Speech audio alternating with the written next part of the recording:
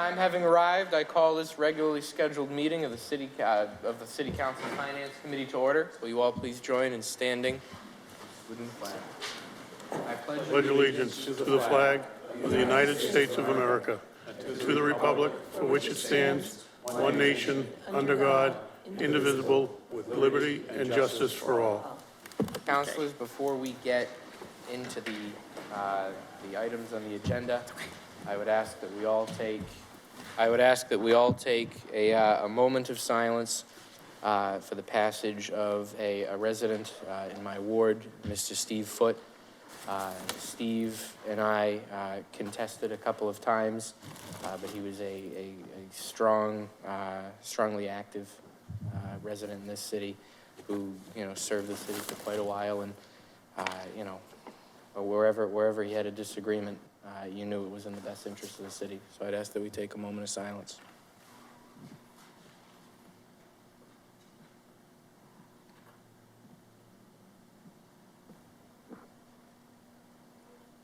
Thank you. Mr. Clerk. Item 1, we have the acceptance of the minutes of the December 1st, 2025 Finance Committee meeting. Accepted and placed on file. We have the appointment of Sylvester P. Forts of 20 Hope Street, Brockton, Mass. to the Brockton Advisory Council on Health for a 3-year term ending in February 2029. Postponed from Finance Committee meeting March 16th, 2026. Postponed from Finance Committee meeting April 6th, 2026. Invited Sylvester Forts. And councilors, as you will recall, we had not been able to get in touch with Mr. Forts. We found out why. He is out of the country until the end of the month, and we'll be back for the next meeting if you so desire. I was going to say he looked a lot like the mayor. Yeah, he does. We kind of, you know how it is, But Mr. Chairman and members of the committee, I was just going to ask you to postpone this to the last FinCom in May. So moved. Second. Motion is properly made and seconded to postpone this item to the last FinCom in May. All in favor? All opposed? The motion passes. Thank you, sir. Thank you, Mr. Mayor.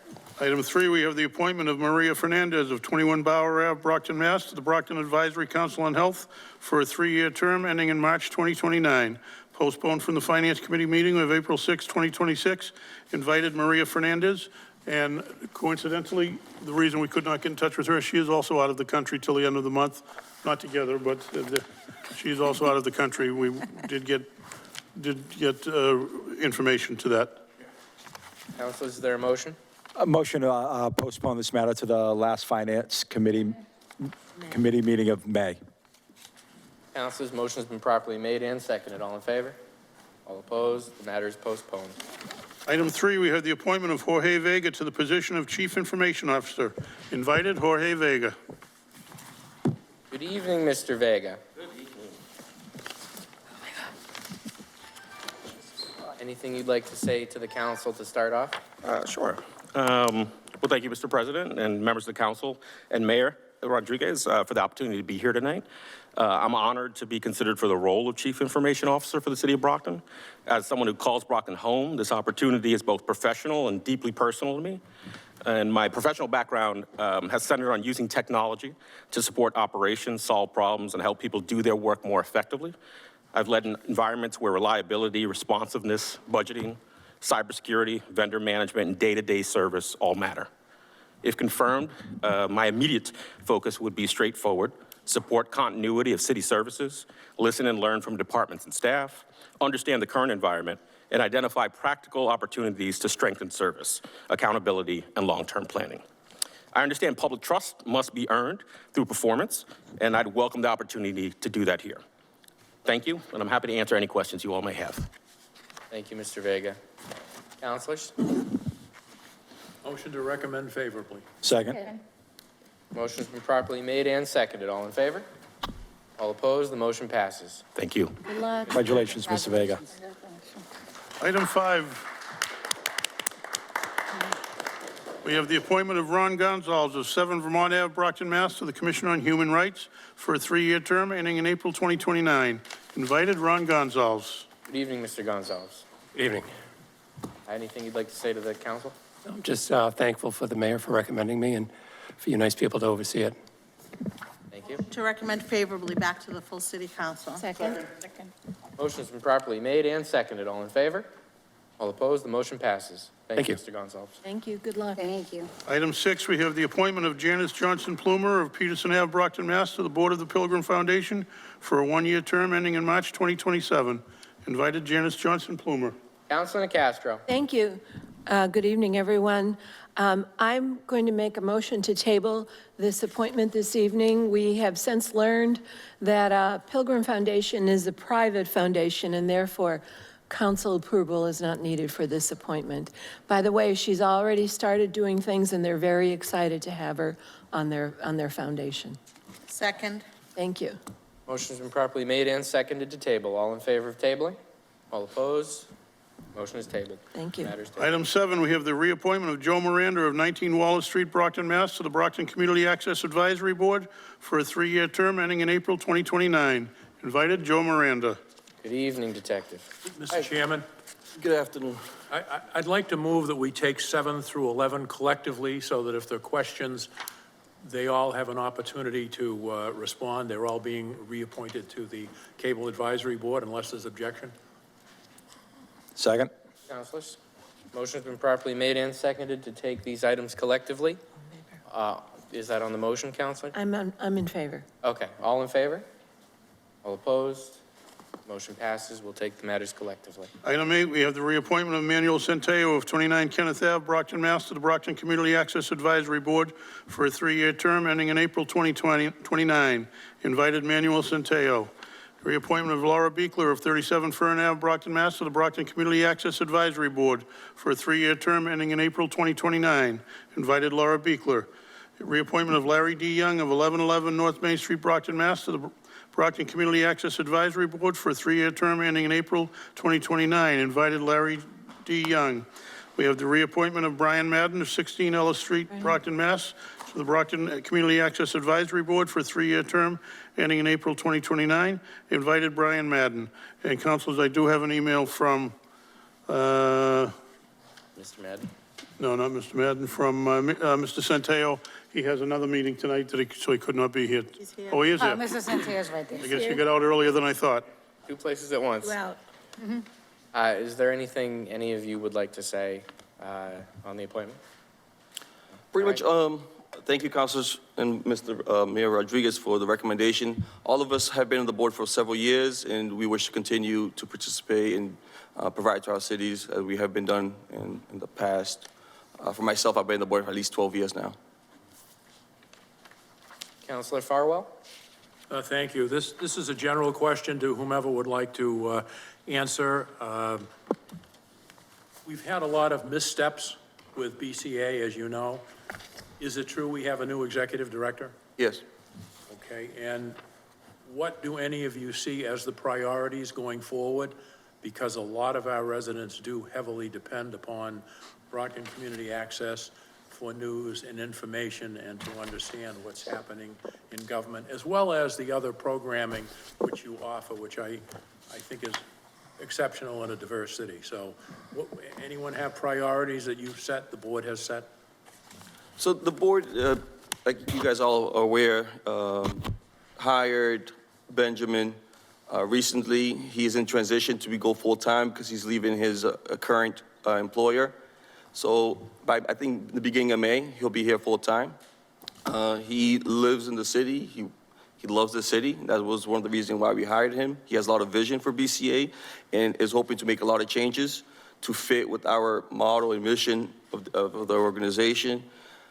We realized some of the mistakes that BCA made in the past, especially I know you guys are probably going to ask in regards to the election coverage.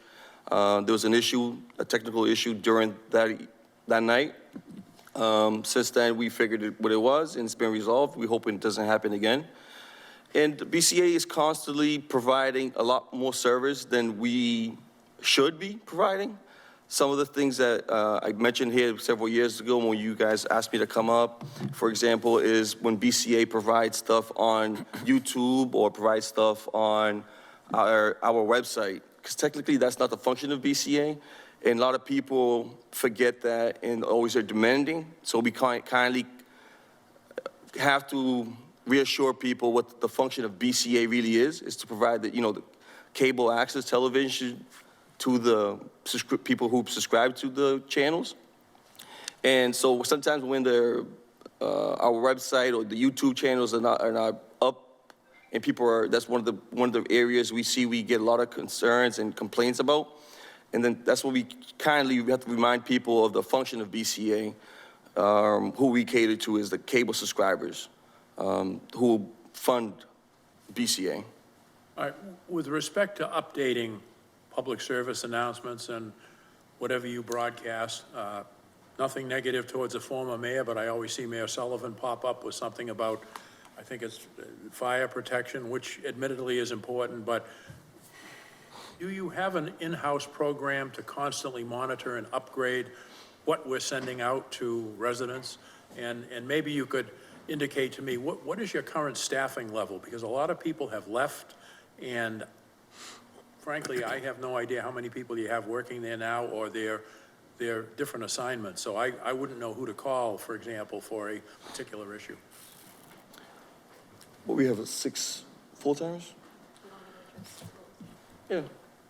So we do have, we do have a couple of full-time employees. The people who have left, their position has been filled. There's only one current vacant position, which is Mike Simmons that left.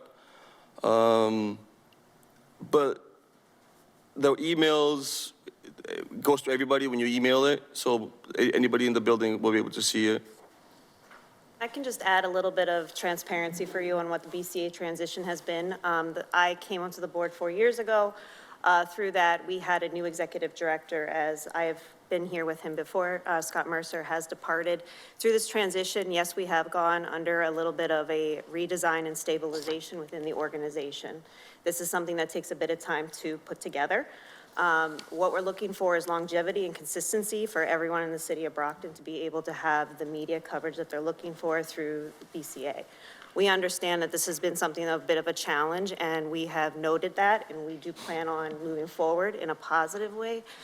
With bringing on somebody that lives in the city, was born here, and has a true passion for Brockton is a key part to the executive director position. So for us, when we were looking for an executive director that could fill that role, along with that came making sure that the transition for our current staff felt that they were heard, that they were respected. And so we have been actually working very hard to do that with our current staff that we have. We do have some openings that we will be also hiring for. But with budget constraints, we're aware that sometimes we can't always fill every need that's asked. But I do look forward to consistency in our messaging and improvement on many other levels when it comes to what we do and serve for the city. And I know Joe and I work very carefully together along with the new executive director as we onboard him. But if there's any communications moving forward that you'd like to have consistently, we are open to that, and we are definitely going to be able to provide that to you. Right. Well, and I don't know if other councilors have received complaints, but the complaints I get is that they did form a union, but it's very hard to get bargaining sessions with the directors. What is the status of bargaining? And in 2024, you had an unfair labor practice before the National Labor Relations Board. Has that been resolved? Yes, so that has completely been resolved, and BCA was found not to be held liable. In addition to that, I spend approximately 8 hours a week working on union work. I've represented BCA in the capacity of the board in that purpose, as well also with a lot of human resource needs that are for the nonprofit. I would say to you that we just came from a negotiation. We consistently meet we meet twice a month for a couple hours each time, and we are almost at the end of ratifying the agreement. This will be our first agreement. And I would like to just point out that with a volunteer board, when something like this unionizes, it does put stressors on, but Joe and I have been extremely dedicated, along with my colleagues here, on making sure we meet the needs of the organization to the best of our ability, and we do look forward to moving forward with a ratified agreement that is good for the city, good for BCA, and as well for our employees, because we've been trying to get to this point for a very, very long time. So I hope that that is something that is soon closed. All right, well, my last question is something that I have wanted to see for about 10 years, and that's a copy of the budget. I mean, you received $650,000. I do not believe you have a $650,000 payroll, but you obviously apportion money for equipment upgrade, for operational costs. Between now and when we have our budget hearings, would it be possible to get a copy of the last 2 years, this year's budget and the year prior, so that we could compare and see actually where is the funding going, how is it being used, how is it being allocated? Our treasurer's over there shaking his head, so he's gonna get that done later tonight or tomorrow. All right, thank you very much. Thank you, Mr. Chairman. Thank you, Counselor. Any other counselors? Counselor Green. Just for clarification, I believe you mentioned earlier that broadcasting or streaming any kind of media coverage on YouTube is out of scope for BCA. Am I correct in that? Correct. So BCA is to operate the 3 channels: the education, the government, and the public access. Anything that we do, the BCA does, is like the icing on the cake. It's just BCA performing extra. And so the people in the community have been receiving this type of service for so long, they automatically assume that's part of BCA's function. So we're trying to explain to people that we want the people that's watching the channels to watch it on the 3 channels. Because think about it, if they're cutting their cable because they could see it on the internet, BCA is losing funding. The city, BCA, everybody. We want people to continue to use the cable, Comcast, to watch this government meeting. So do you know how the YouTube portion started to begin with, if it's outside of scope? It was just BCA doing extra because there's, for example, we want to, like, everybody here, if you have a show, you want everybody to see it. You want the people that have cable to see it. You want the people that's in a different city. People that move from Brockton to Florida, for example, they want to see what's going on in Brockton, but they can't watch it on their local access, so they want to watch it on YouTube. So that's a service that was provided just to kind of keep, our information. Everybody in the world could see it if they go on YouTube or they go on our website. And are there plans to cut that No. service? No?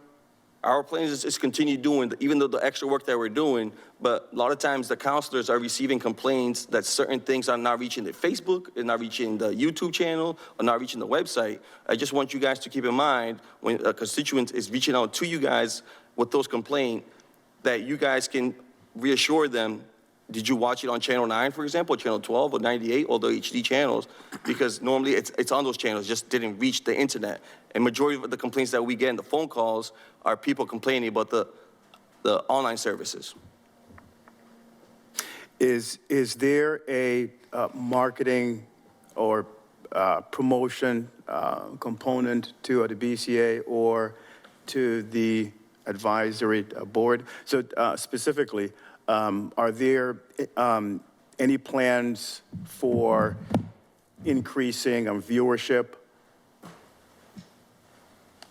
using different platforms or whatever platform is within scope? To target the people outside of the cable subscribers, are you saying? Just to increase your viewership in general or subscribers. So, for example, now if you're talking about the local access, right? Let's say some members here have a show, right? It all depends on each of the producers of that show to go ahead and advertise their shows and how to get more people to watch it. Does that answer? I think so, yes. So the onus is on the producers, not on the organization per se, right? Yes. If you're watching a show on Fox News, for example, it's up to that Fox News show to promote and get people to watch it. Same thing with the local access.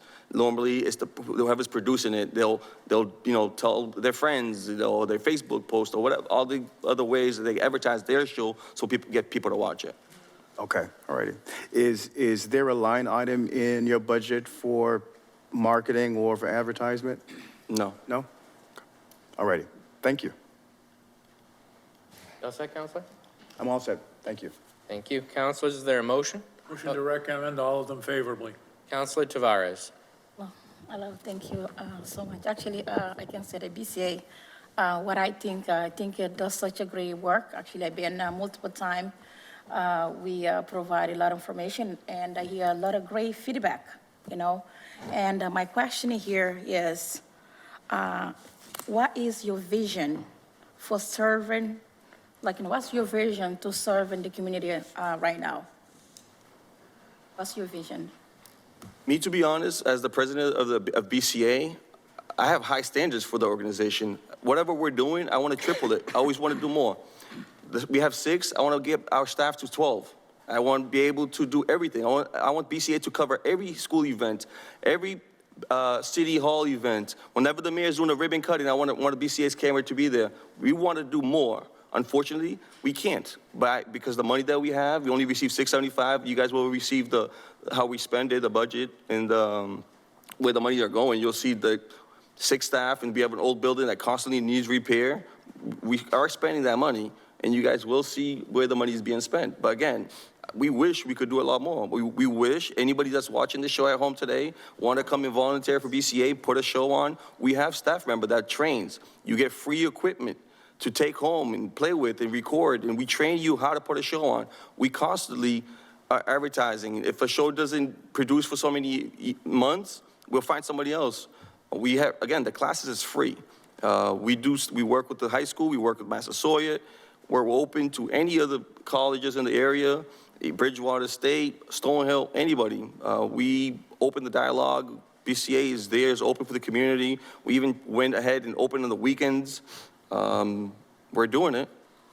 Yeah, basically, that was my question. Like, for example, if you get the money, what is your long-term goal? You already answered that question.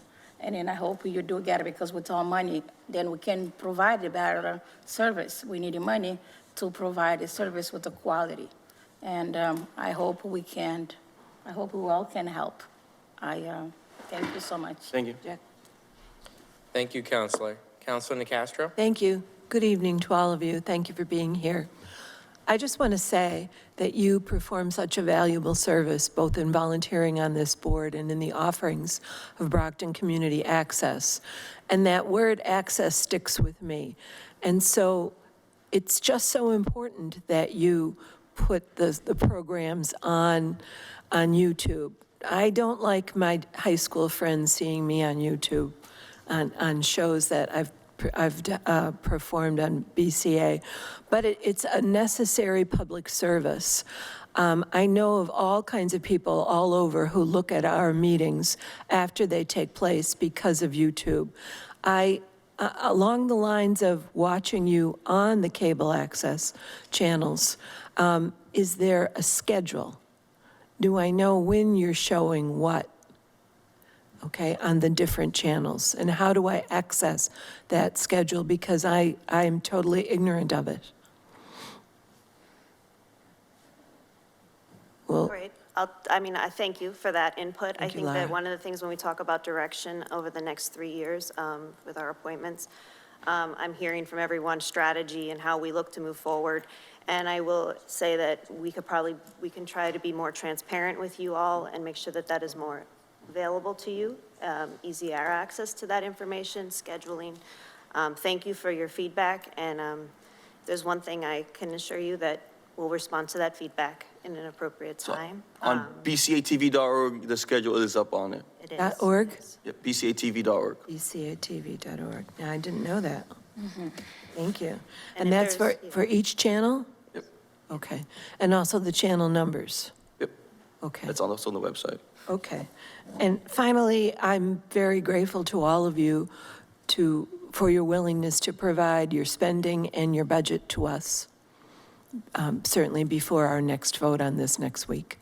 Because, of course you would like to get more money from us. I understand that, and I read that between the lines. But show us how you're spending it now. And tell us about what your needs or your dreams are. And, we'll be as responsive as we can, but we need to know. Thank you so much. Thank you. Thank you, Mr. Chair. Thank you, Counselor. Counselor Azak? Thank you, Mr. Chairman. Good evening, and thank you all for your dedication and service to BCA. So if I'm understanding correctly, what you're trying to tell us is that What you're trying to tell us, first, thank you if you didn't hear that. Thank you for your service on the board. What you're trying to tell us is that you want people to continue to Comcast, to keep Comcast, even though we're offering these services on YouTube and Facebook and wherever. It wouldn't be the case if people didn't pay to have Comcast at home. So, so I just want to make sure that that's what, it's great that you do all of that, but this is funded through Comcast, through the people who pay to have Comcast. And I am one of them, and BCA is always on in my kitchen. And just to answer my colleague, if you watch the shows, after each show, there is a menu that says, that will tell what shows are on what time, so you can follow that way. There are times it'll say like city council meeting, school committee, it'll give the times next to them. So thank you, and Mayor, I didn't know, did you want to say something? Mr. Mayor? Yeah, well, I just wanted to add that we're in the process of having conversations with Verizon as well. And Verizon will also contract with the city. What Joe was trying to say is that we get 5% of the subscribers' revenue as a city. So the more subscribers we have, the bigger that pot gets. So if we keep on deferring these services to other platforms, that subscriber rate or the subscriber numbers keep getting smaller and smaller, and the smaller it gets, the less money we have both for the city and for BCA. So that's why it's important that we got to come up. Yes, it's great that people want to watch us on YouTube. Not that I want them to watch me on YouTube, but to make sure that that we continue to focus our attention to cable TV, because cable TV brings revenue both into the city and into BCA. Because if we'll continue at this pace, in the sense, it's going to get to a point where the city itself is not going to get enough of the revenue. Never mind what goes into BCA, because they get a percentage of what the city gets. We get a lump sum, and they get up to 75% of that lump sum. But if their lump sum keeps getting smaller and smaller, then they're going to get smaller numbers, and the city itself will get smaller numbers that we can utilize for all kinds of services in here. But in the meantime, we're actually in discussions with Verizon to provide cable TV as well to residents of the city, thus giving us an opportunity to build that number back up again. Thank you. Thank you. Thank you, Mr. Mayor, for re-explaining that. And I'm happy to hear about Verizon, because up until this point, really, Comcast had the monopoly, and they were the only ones that were able. So that'll be great, and probably get better rates for our residents. Thank you very much. Thank you, Mr. Chairman. Thank you, Counselor. Counselor DeRosa, followed by Counselor Charnel. Thank you. Mr. Mayor answered my question, so thank you. Perfect, thank you. Counselor Charnel. So just in regards to the percentage, do we get a percentage of the internet subscribers or just TV? Just cable. Just cable. So is that a negotiating thing? If we negotiated at the mayor's shaking his head no.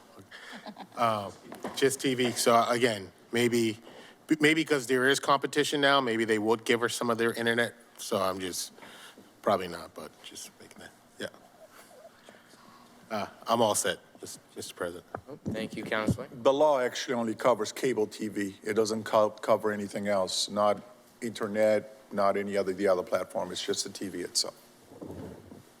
Thank you, Mayor. Counselors, I've got nobody else on my list. Could I get a motion? Motion. To recommend favorably. Second. Motion's been properly made and seconded to recommend favorably back to the full city council. All in favor? All opposed? The motion passes. Thank you. Thank you. Thank you. Item 12, whereas the city encountered issues with internal financial controls resulting in audits by outside organizations, and whereas the recent report of the Office of the Inspector General relating to the school department deficit and the continued review of city finances by the Massachusetts Department of Revenue reinforce the need for stronger internal controls. Therefore, be it ordered by the City Council of the City of Brockton to adopt a home rule petition to amend Chapter 324 of the Acts of 1990 accordingly. Councilor Griffin. Thank you, Mr. President. I'd like to make a motion to postpone this to the first FinCom meeting in May. I also like to have the superintendent of schools added to the list of invitees to this resolve. All right, motion's been properly made and seconded. Councilors, all in favor? All opposed? The motion passes. The matter is postponed. Thank you, Councilor. Thank you. Councilor Thompson. Thank you, Mr. Chair. Mr. Chairman, I'd like to make a motion to take agenda item number 21 and bring it forward. Mr. Mayor? Would you want to?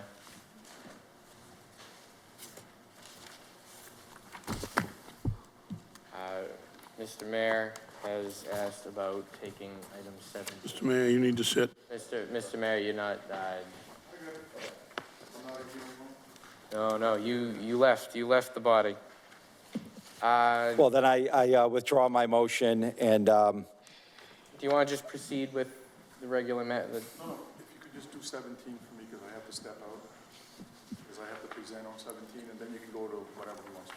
It's the will of the council. sure, I'll make a motion to take agenda item number 17 out of order and hear it at this time. Second. Councilors, motion's been properly made and seconded to take item 17 out of order. All in favor? All opposed? Mr. Clerk. Item 17, ordered that the City Council authorizes the acceptance and expenditure of the total grant funds in the amount of $175,000 from the Massachusetts Office of Travel and Tourism to the Mayor's office. Invited Mayor Moises Rodriguez and/or designee, Dr. Troy Clarkson. Mr. Mayor, do you want to speak on this? Yeah, I do, and apologies for trying to get up there. It's a bad habit, you know? What are you going to do?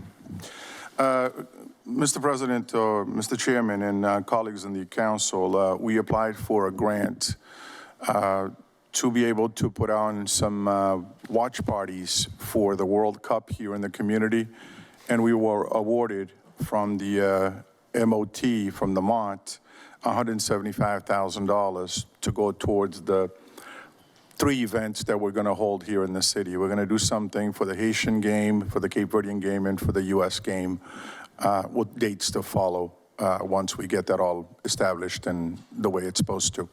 There's also a match on this, and we are currently working with some of the other funders that exist out there, like Mass 250 and a couple of the other private groups that we have that will match up that 175 for us. Councilors? Motion to recommend favorably back to the full City Council. Second. Just quick. Councilor Nacastro. Thank you. Good evening, Mr. Mayor. Good evening, man. On the match, it says that, hang on. As this is a matching grant program, matching funds equal or greater than the grant award are required. If you're not able to raise funds equal from others, equal to the amount of the grant, where will you obtain the funding from? Well, I'm confident that we will, because they count in-kind matching as matching as well. So with all the volunteers that we have, with all the people that are behind this, with the various organizations, bring in their volunteers, we will more than match what the requirement of the grant is. Okay. It doesn't mention in kind, but I believe you. I just wondered, do you have a plan B in case it is not all raised? Well, we had several meetings with folks like the Eastern Bank Foundation that are on board, and also Mass 250 that's on board to help us put this together, because when you consider this event, there's going to be one done in Boston, nothing on the South Shore. So this is going to be the South Shore event for all the South Shore communities, with communities as far away as Framingham. So this is bound to be a pretty good activity for us here in the city. So I think there's going to be a lot of opportunities to want to promote the city, and also for businesses to promote themselves with this. Yes, I see great opportunity. Mayor Wu announced this week that at the watch parties held in Boston, they will not be charging admission. Where do you plan to hold your parties, and are you planning to charge admission? Well, Councilor, our event is going to be around the Rock Stadium and the high school as well. You know, utilizing the parking areas, the fields around the high school, with both the high school teams and the Brockton youth soccer and a variety of other things. That's what we intend to hold this event, and then the watch itself will be inside of the stadium. Okay, and what about admission fee? I think we're basically looking at it and see, because the thought was for us to charge a minimal, because we're going to have to ticket the event. We don't have, the stadium is not, large enough to accommodate more than 5,000 to 6,000 to 7,000 people, so we're going to have to limit that. So with the limitation of that, if we just make it so that it's free for all, people will probably gobble up these tickets and not really show up, and then we'll have an empty place. So we thought about putting a minimal, maybe something like $5 per person that actually is going to watch the event within the stadium itself, and then utilize those funds to go back into to help the kids in the schools and pay for whatever expenses we have associated with this. Okay. Okay, it's a great opportunity. Thank you. Thank you, Mr. Thank you. Chair. Thank you, Counselor. And we haven't announced anything because I figure we have to go through the council first. I didn't want to be reprimanded again by the council president for not following the proper procedure. So that's why we didn't, we've got the plans in place, but we haven't announced anything until this actually goes through the council. Okay, thank you. Thank you, Mr. Mayor. Counselor Thompson? No? Okay. No, my question was answered. Thank you. Okay. Counselors, do we have a motion? Motion was made and seconded. Motion's Yeah, made and okay. seconded. All in favor? All opposed? The motion passes. And thank you for taking this out of order. Thank you for taking this out of order. Thank you, Mr. Mayor. Counselor Thompson? Thank you, Mr. Chair. I make a motion to take agenda item number 21 out of order and hear it now. Is there a second, counselors? Second. Second. Motion's been properly made and seconded. All in favor to take item 21 out of order? All opposed? The motion passes. Item 21, resolved. Be it resolved by the Brockton City Council to invite Kevin Sullivan of Left Field Project Management to appear before the Finance Committee to discuss and provide an update on the current status of the Brockton High School renovation project. Invited, Kevin Sullivan. Good evening, Mr. Sullivan. Good evening, Principal McCaskill. And Council President, councilors, thank you for having us. We want to provide a brief update and certainly get to your questions. So again, my name is Kevin Sullivan. I'm serving as a project manager for the Brockton High School project. I'm joined by Principal McCaskill, who I'm sure you all know, Craig Olson from our architecture firm, KBA, and Paul Dominoff, as well as Superintendent Tahiliani. So even though there's just a few of us up here tonight, I think it's important. I'm not sure if you all can see the PowerPoint. Ready I to think start you can. Say that again? You're starting your PowerPoint? Yes. You can let BCA in the booth, could you bring up the PowerPoint presentation?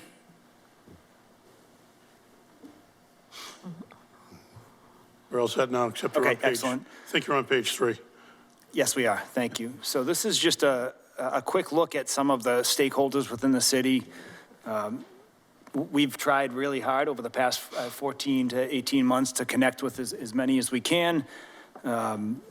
The school building committee is comprised of what I would describe as a really well-rounded body of some city council representation, school representation, industry community leaders, and really, that is the group that we meet with monthly. So I would encourage all of you, to come to our meetings. They're public meetings, they're on Zoom. So of course you can reach out to us at any point if you have questions on the project, but we've been holding those meetings for the past 14 months as we try to move this feasibility study for the high school project forward.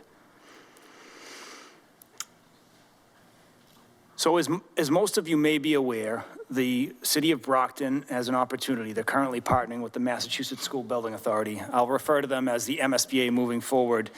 And a frequent question we get is, what is the MSBA and where does their money come from? So in a very simple way, the MSBA is a quasi-public agency that partners with cities and towns in the Commonwealth to help pay for new buildings, renovations, sometimes repairs. And they're funded from you and I. The state of Massachusetts has a 6.25% sales tax. So every time you buy a pack of gum or a cheeseburger or a car, money comes out of that and it goes into a larger fund. The MSBA does a little over $1 billion a year in school construction. So, and again, in a very simple way, we've all been paying for it for at least the past 20 years. And I think the reason that's important, you can see right here, it's really just a general snapshot of the South Shore with Brockton in the middle. Outlined, outlined in your surrounding or your neighboring towns are are your neighbors who have already received funding from the MSBA that, again, has come from both you and I over the past 20 or so years to build mostly new high schools. So again, I think it's just context, but it's important to know that you all have been paying into this, and your surrounding communities have benefited greatly during that time by the way of mostly new high schools. So big picture, where are we in the process? I think Left Field came in front of this group last January. The architect was brought on last spring, and we continue to work through the MSBA's process, which is, as you can see, incredibly comprehensive, lengthy. We've done a lot of work. We've been at this for 1.5 years, and we're still very much in the early phases of this process, where, as you can see, we're in the feasibility study phase, where we're nearing the end, and the goal is to submit to the MSBA at the end of April, our preferred schematic. And when I get to the next slide, you'll have a little more detail related to that. But this is just really for context to see, where we are in the process and how much work is ahead of us. So a little more specific, in January, we submitted our preliminary design programming to the MSBA. That really is just, that's a culmination of the work that we've been doing with school staff, the architecture team, and it outlines educational goals for the city of Brockton, Brockton Public Schools. It studies the existing conditions, and it really sets up parameters for, what can we do? How do we determine what is the most cost-effective, educationally appropriate solution for the city of Brockton now and for the next 50 years?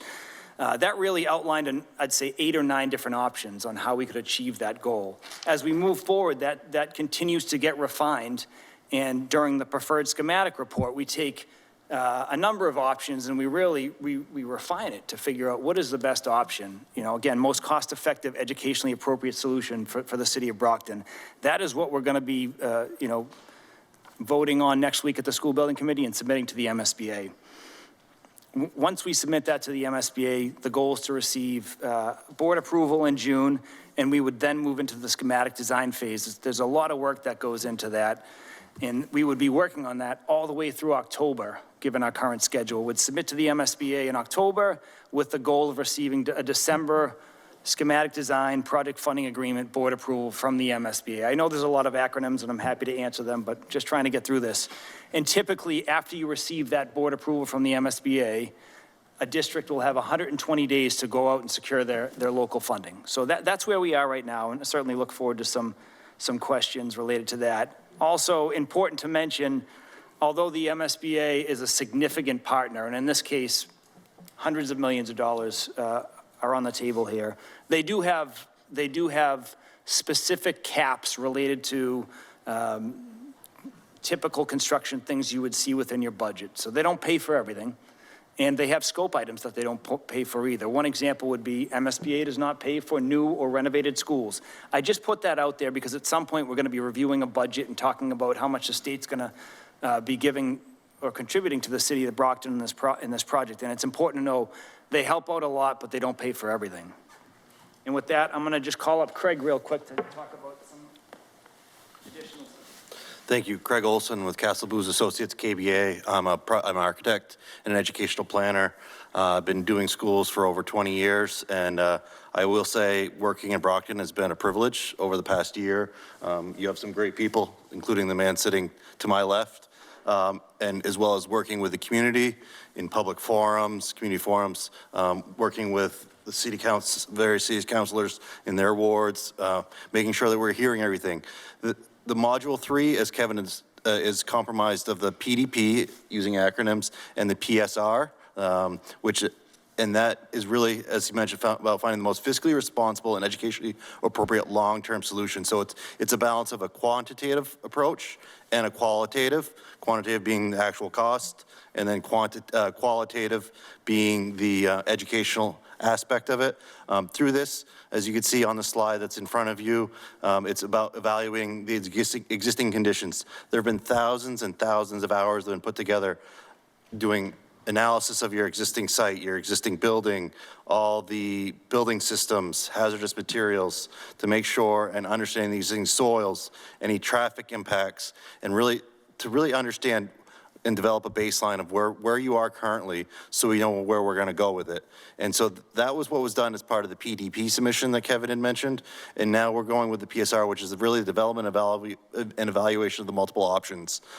Through that process, as we talk about the qualitative, is we've conducted educational visioning, which an educational program, which Principal McCaskill will be talking about a little bit, as well as developing of space summaries, which is the summary of all different types of spaces, aligning with the MSBA guidelines and national standards for educational spaces, evaluating the sites, and then evaluating a myriad of options from what it would cost just to repair the building, what it would cost to do an additional renovation, or even new construction.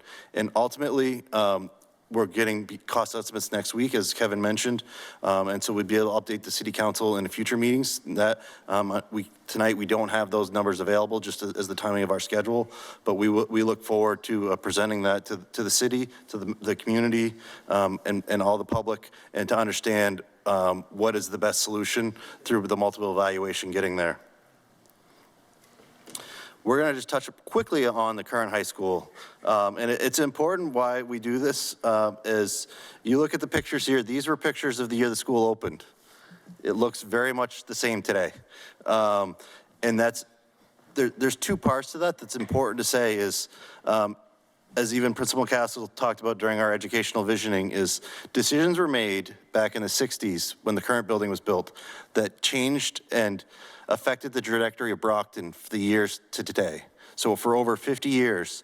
And so as we start to think about that, the decisions that we talk about today are going to affect the trajectory of Brockton for the next 50 years. And so that we can't take that lightly. And that speaks to the power of the decisions that were made to the 4 houses as an example, which we're looking to maintain as part of the project as well. And the quality of the building and the quality of that, but education has changed. The world around us has changed, and the building hasn't. And so as we look at how, just even in our professional world, in our day-to-day lives, even as we're talking about cable access tonight, for instance, there's the cable, but then there's streaming like YouTube TV. That's how much our world has changed. Education has changed with that as we're trying to prepare the youth for that. But as you can see, the building really hasn't changed much. There's been minor renovations to it as far as windows and roofs, but really it is still the same building that was built back in the late 60s. And so I'm going to turn it over to Principal McCaskill to talk a little bit. All right. Thank you, Craig. Good evening, everyone. And it's interesting that Craig talks about a building that hasn't changed since 1970. How many of you folks graduated from Brockton High School? I was a freshman the day that opened. Oh. And Mr. Cruz, it probably looks the same as that room in red or azure or yellow or green that you graduated from. And as Craig indicated, the world has changed. The way we prepare students has changed. It's no longer just handing someone a diploma and having them go on their way.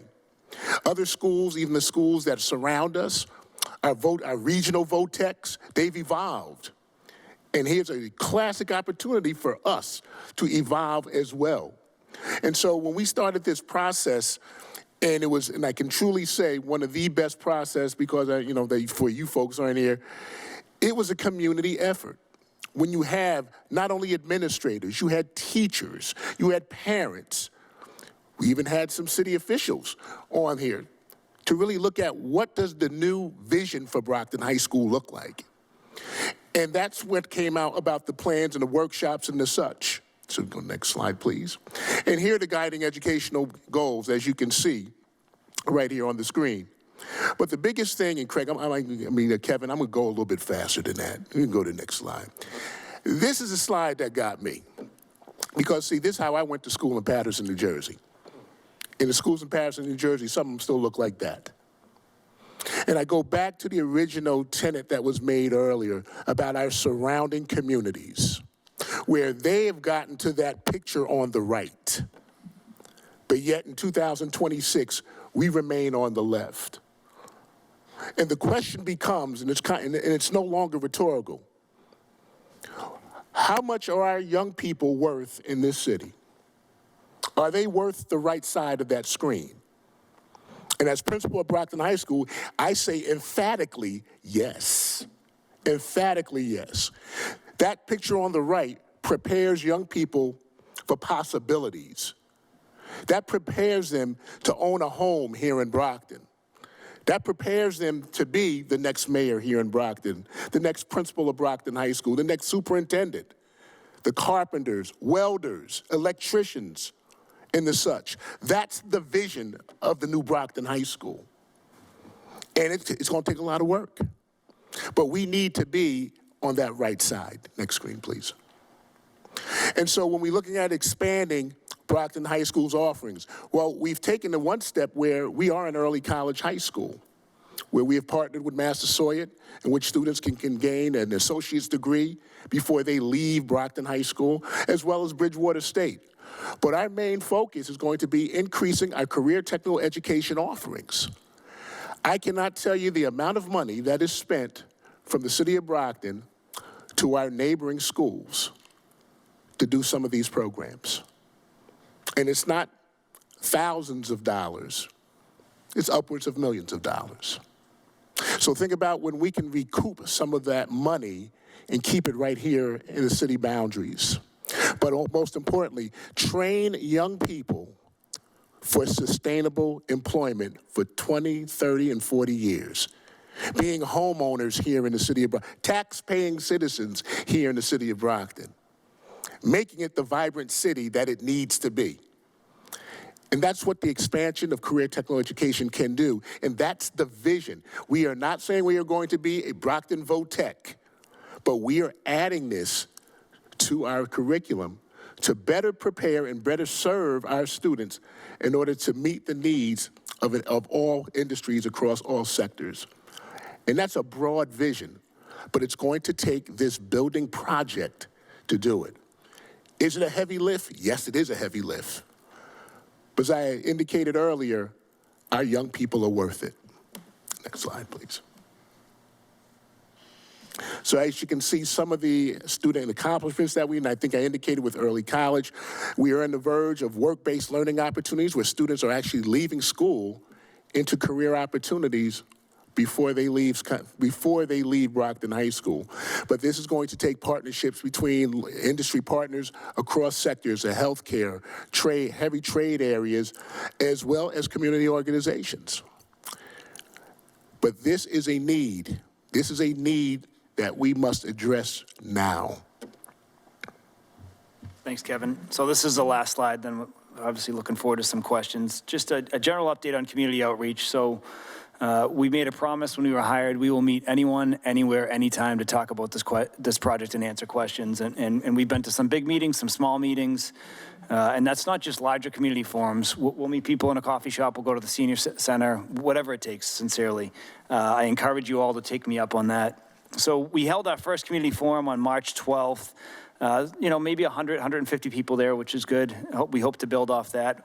We were also invited to a ward meeting at Baker Elementary School in March 25th. Our next community forum is next Monday at the South Middle School.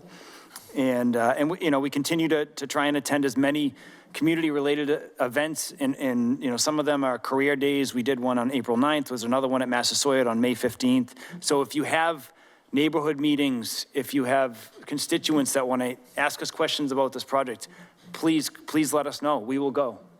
Weekends, nights, whatever it takes. So this is actually the last slide, which is the flyer we have for community forum number 2, Monday night, April 27th at the South Middle School. And with that, again, would love to hear some questions. Thank you. Councilor Thompson, you're the sponsor of this. Do you want to take us away? Thank you, Mr. Chair. And good evening, gentlemen. I just want to thank you, number one, for the work that you put into this project. As you said, this has been a 14-month process. And during that 14-month process, there's probably been hundreds of man-hours put in to developing a project that the city of Brockton can be proud of.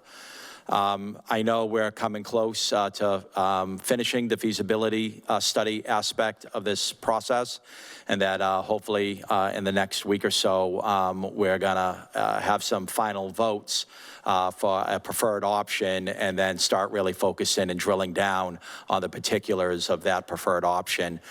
For my fellow city councilors and the people at home, left field, KBA, Principal McCaskill, Superintendent Tilheliani, all the members of the school committee board, the smaller working group. Thank you all for the work you're doing. It's been an amazing journey. It's been a pleasure to be a part of this group because the ideas that float around, it's not just designing a building. It's it's designing a learning center, right? It's designing a 21st century modern learning institute, and the opinions and the advice and everything that's been part of this project has really been something amazing. And I know because of the people who are involved in this project, if we do ultimately move forward and build a new Brockton High School, it's going to be something that the students of Brockton are going to reap the benefit a thousandfold.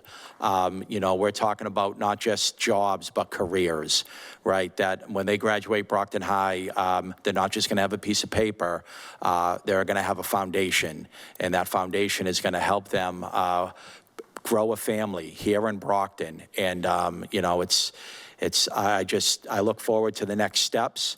I look forward to bringing this project to the people when we have some renderings and everything of what this may finally look like, just from some of the preliminary drawings. I mean, they look gorgeous. I know, they're all just white boxed kind of, nothing's in stone, but from what's being discussed, from the ideas, this is not just a square box with tables and chairs. This is an amazing campus facility that the residents of Brockton can be proud of, the students that graduate there are going to benefit from. And so we just got to keep going. We got to keep going as a team, as a city, put this before our residents, and just, hope that they make the right decision, that it's worth investing in in our children. And so it's just been a pleasure to be a part of this process, this group. And, we're going to continue working, and we will get this done. Thank you, gentlemen. Thank you, Mr. Chair. Thank you, Counselor. Counselor Farwell, followed by Counselor Charnell. Thank you, Mr. Chairman. I don't think anyone can quarrel with everything that's been said about the need for a vibrant learning environment. Kevin, you and I have exchanged, I don't know about a phone message recently, but emails. And counselors, my only concern in all of this is that we're holding public meetings. We're presenting this wonderful vision of what we can do in the city, but we're not telling people how we're going to fund it. And I will be honest with you, and I sit here and I look through the reports that come out from the Chief Financial Officer, and I just heard my colleague from Councilor from Ward 5 say, hope the citizens make the right decision. Based on your professional judgment, Mr. Sullivan, you must know now that there is a minimum and probably a maximum that we're going to have to generate for revenue in order to make this a reality. And I'm just going to throw out $50 to $100 million. And we haven't recovered yet from the fiscal year 23 school deficit. I do not know where the city would come up with that kind of money unless, and if we're going to do it, we need to tell people right out of the gate and be honest, this is all contingent upon you passing a debt exclusion or a Proposition 2.5 override. And I don't have a problem with that as long as we're honest with people and we tell them that up front. Right now, it seems like we're dangling the proverbial carrot in front of them, and we're holding these meetings, and we're raising their expectations, and we're getting them excited, and we're having them adopt the philosophy that the principal has mentioned to us, but we're not telling them how we're going to pay for it. And that is very, very troubling to me. There has been such an erosion of confidence in government and respect in public officials that unless we're willing to put those types of facts up front and in front of the public, I fear we're going to lose any credibility. So I'm going to put the Chief Financial Officer on the spot, who is sitting behind there, and I'm going to ask him what I asked him 6 months ago, and I remember the response. Mr. Clarkson, you look at finances every single day, every single week. You know that we don't have any reserves to speak of, other than the $9,044,000 we're going to transfer into the Chapter 324 reserve account from free cash. Do you see a path forward for the type of building and vision that we're hearing tonight without going to the taxpayers for either a debt exclusion or Proposition 2.5 override? Because let's get it out there. Let's be honest. Let's tell people what to expect if they want this type of a project. I think children are worth it, but we haven't broached that subject yet with the very people we represent. So, Mr. Clarkson, I would like your professional judgment as to where, given the parameters of SBA-B funding and given what the city faces financially, do you see any possibility of a meaningful project without a debt exclusion or a Prop 2.5 override? Good evening, Dr. Clarkson. Good evening, Mr. Chairman and members of the council.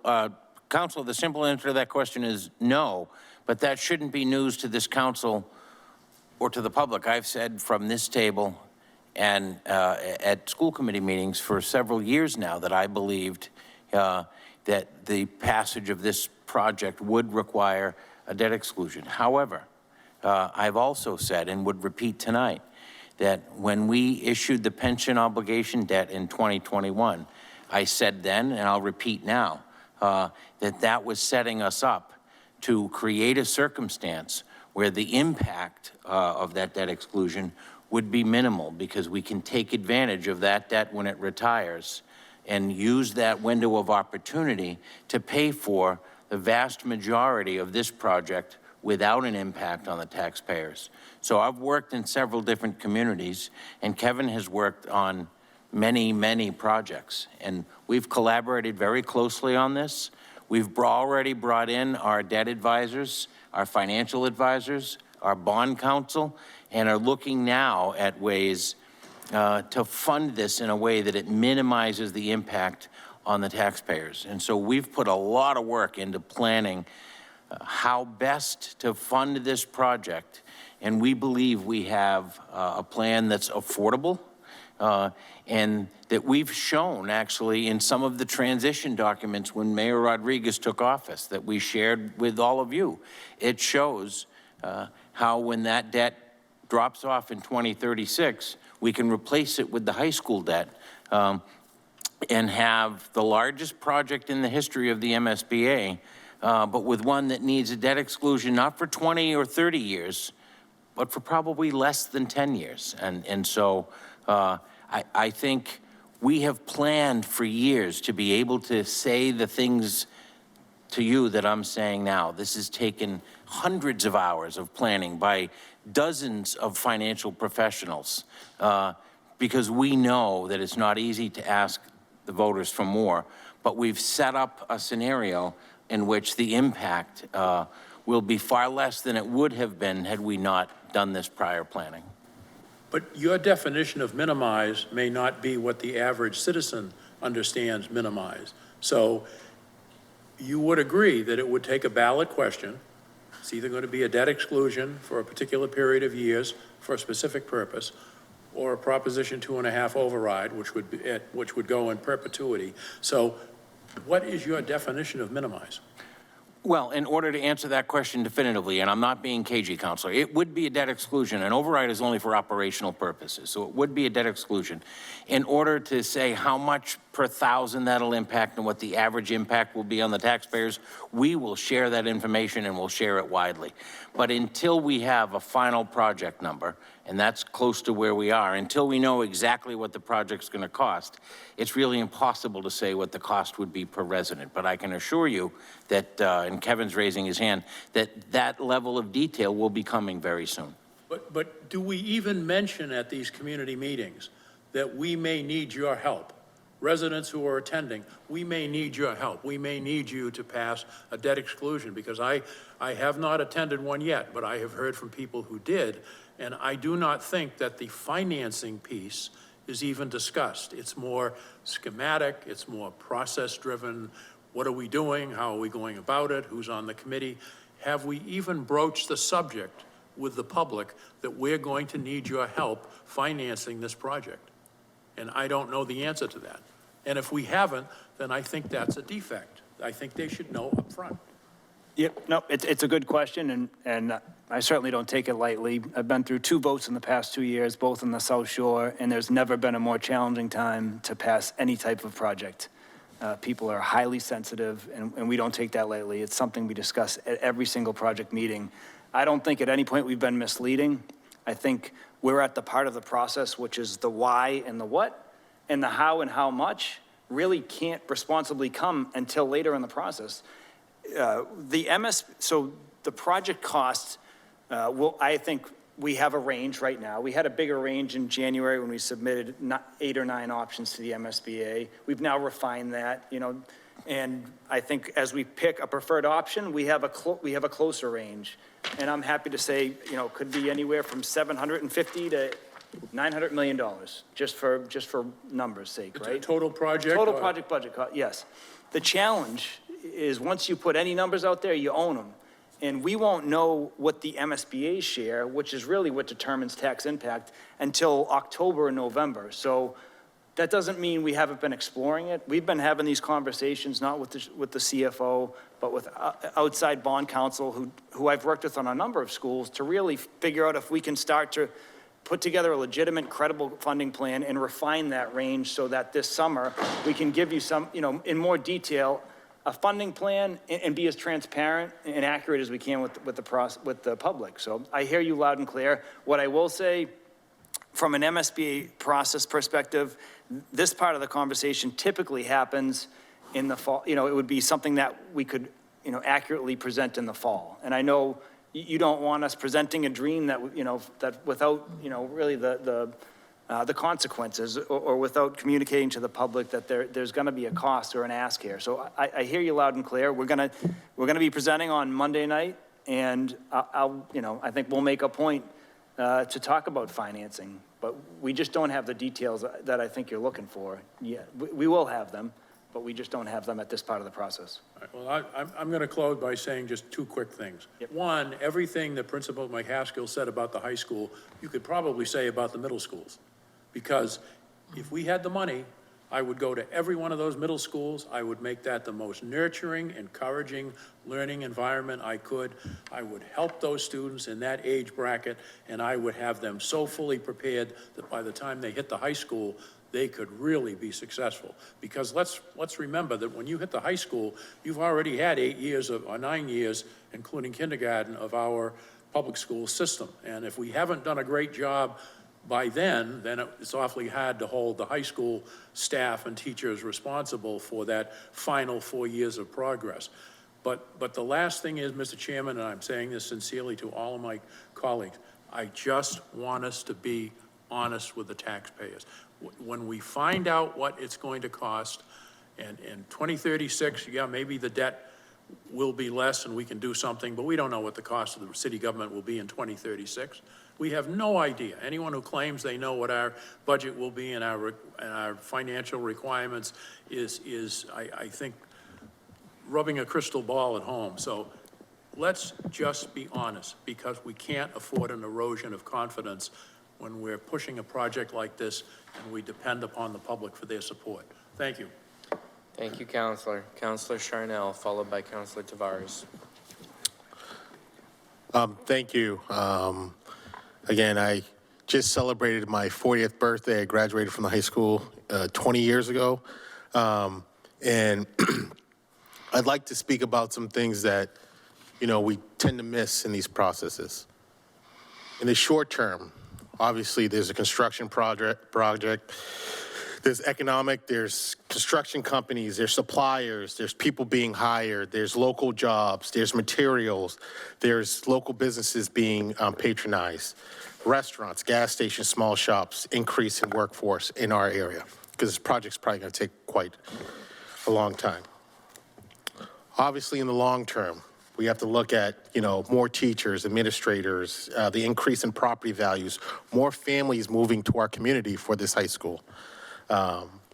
Local spending, all these things that happen. And the reason why I bring that up is because, if I think, a lot of our colleagues get trapped in some of these things. I mean, if we're not planning to do something, then we're planning to do nothing. And, you know, a lot of these things is being, you know, kind of a banker and being involved in construction projects. This is how the process works. And again, we can circumvent it, we can steer it in a different way, we can take turns, but the process typically for construction is the process. And again, obviously we're going to need to go to the taxpayers for a project that may cost close to $1 billion. And again, I think that, you know, whether we, you know, do whatever, this is going to be the outcome. But again, if we're not planning to retire debt, if we're not planning to, you know, make sure that we're fiscally responsible 10, 15 years from now, the cliff will be deepened by the taxpayer. So, you know, in my eyes, we have to, you know, listen to the professionals in the room, plan with them, be a part of the process so we're a part of the solution, and understand that this is the economical engine. You know, my greatest years were my high school years. I couldn't play football when I was an adolescent because I was too heavy. They had weight limits back then. I was called Husky. I was overweight for my, so that is where I spread my wings. And I honestly, when I got to my freshman year in high school, I didn't even know if I was going to college. By the end, I was being recruited. I ended up at a good school, and I'm here in front of my family, constituents, and people that have elected me today, all because of that high school. So giving our students the opportunity to learn in the 21st century in 2026 is more important to me than anything, because I know how difficult it is to learn in an environment where the walls are peeling, the floors are coming up, the bathrooms aren't flushing, the teacher's talking to you and you're looking at something on the wall that's falling. So I think that, you know, the council really needs to find a way to get behind a project of this size, because we need all members in order to fight this, you know, boulder up this hill with our residents, the taxpayers, you know, the state folks, all the delegations. And again, I was talking to Dr. Teliani, and there may be some other ways. There may be some additional funding. I mean, we're going to probably go under every hole and crevice that we can find to try to make this. But I mean, I'm going to be a champion for this project. I just want everybody to know I ran on, you know, being a champion for this project. And I'll end with that, Mr. President. Thank you. Thank you, Counselor. Counselor, we share the same problem. I was too big to play football until high school, too. I'm laughing a bit much, Counselor. Counselor Tavares, followed by Counselor Green.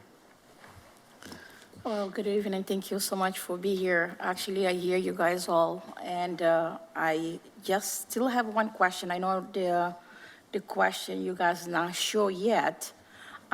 This project, again, will be impacted taxpayer or not? We're not sure yet, right?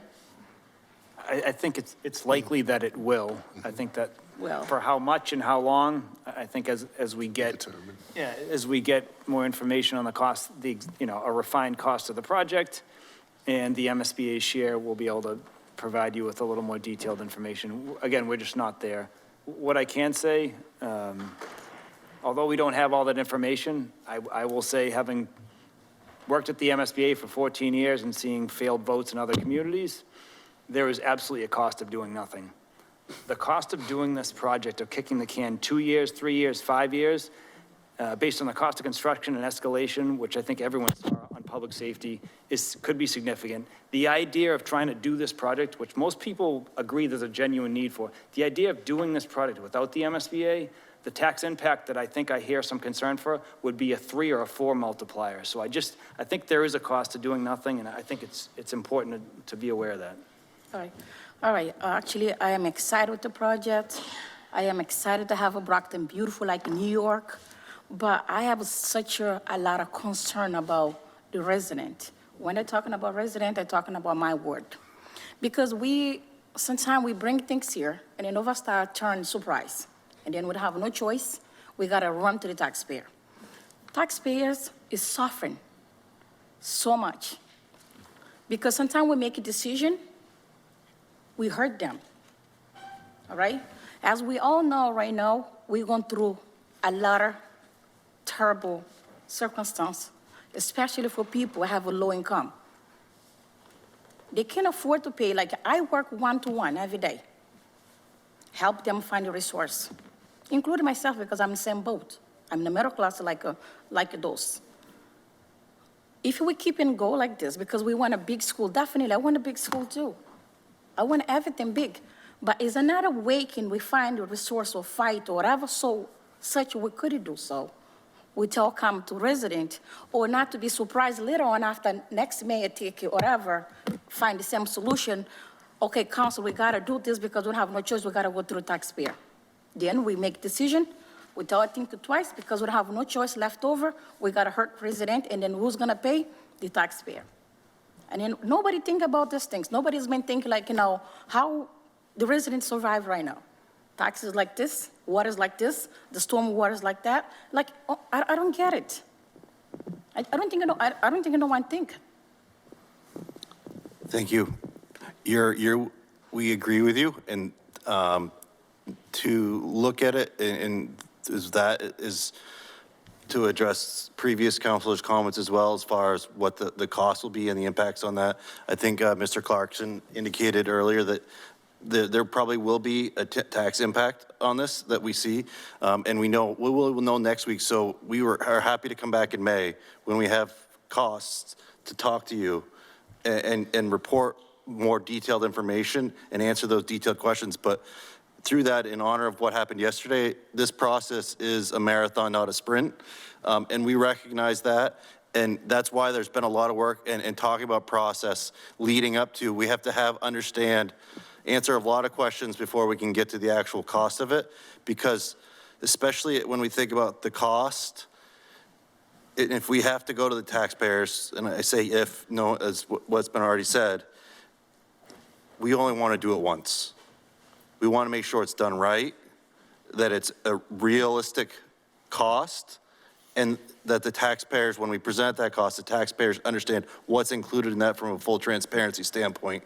And so rather than put numbers out there and back into a number and then, in a sense, justify, we want to make sure that we have everything in a fully transparent, vetted process, so that when we do come with the final number, we say, this is what is the number, this is the impact on the taxpayers, and this is what you get, and we only have one bite at the apple for this, and that's why we want to do it. And that's including the partnership with the MSBA, because as Kevin had mentioned, is as we go through this year and getting into December, is we'll be able to refine exactly what the MSBA reimbursement will be as part of that grant process, because that will obviously have an impact on the taxpayers, because the more money we can get from the state, and that's part of what the challenge we've been working on even over the past couple of months, is maximizing what we can do to maximize and leverage the MSBA grant process to get as much money for this project as we can. And so that's why we're being very, we're being as transparent as we can, but we don't want to back into a number. We want to move forward with a number that we can then support and be able to give honest, transparent answers to of why we got there and how we got there, instead of backing into it. I totally appreciate it, and the things I like us to do so is the survey. The resident must participate. The resident must understand. The resident must agree, because we're here to represent the resident. It's not about us. The power comes from them. They elect us to serve, to protect for their best interest. Then I like this to be very transparency, and then all the councilors need to, figure out a way to reach out to all the voters, to the taxpayer before we make the defined decision, because we don't want to surprise, like we have another surprise to deal with, figure it out, deal with that. I'm not so happy about surprise all the time. Yep, and we appreciate it. And again, we don't take this lightly. These are the tough conversations we have in every town, whether it's a senior or just anyone who's struggling. So we get it. We would love the opportunity to speak in your ward. By the way, I am gonna do also ward meet on the end of this month. I would definitely send the invitation. I'd like you to be there as well. Please do, yeah. Yes. And the last thing I'll say is, in terms of surprises, that's why we're here in May. If and when there's a point for a vote, that wouldn't be for 9 months. And again, usually these conversations happen a couple of months ahead of time, but usually not 9 months ahead. So we're trying to avoid as many surprises and be as transparent as possible. I appreciate that. It's transparency. I'm done for tonight. Thank you, so much. Counselor. Counselor Green, followed by Counselor Nicastro. Thank you. Let me say, thank you for the significant amount of work that you've put into this process so far. And thank you for the community outreach, being available, answering questions from the community and from elected officials as well, just to keep us abreast and to keep the process as transparent as possible. Mr. McCaskill, thank you for the incredible job that you're doing at Brockton High in serving our students. Thank you. I just have a couple quick questions for you. Mr. McCaskill, could you just elaborate a little bit about where vocational education fit into this larger plan for a new high school? Well, CTE has been on the move for the past 15, 20 years, but it's been contained in Massachusetts at our regional VOTEX. But we're seeing more and more schools, comprehensive schools similar to Brockton High, moving that way. And I'll give you an example, Attleboro High School. Attleboro High School is a comprehensive school, roughly about 1,900, 2,000 students, and they have 20 CTE programs. When they first built this school, and correct me if I'm wrong, Kevin and Craig, I believe it was a small percentage of students who were involved in CTE, 30%, and now we're talking upwards of 85, 90% of the students are in CTE. This is a comprehensive school because they see the value in every single student leaving that school with a marketable skill that someone will pay money for. And so that's why CTE is so important, especially in communities that serve Black and brown students. And that's why we've got to get that on the table. The vast majority of our students are Black and brown. They don't have these opportunities in large cities and urban areas. They don't.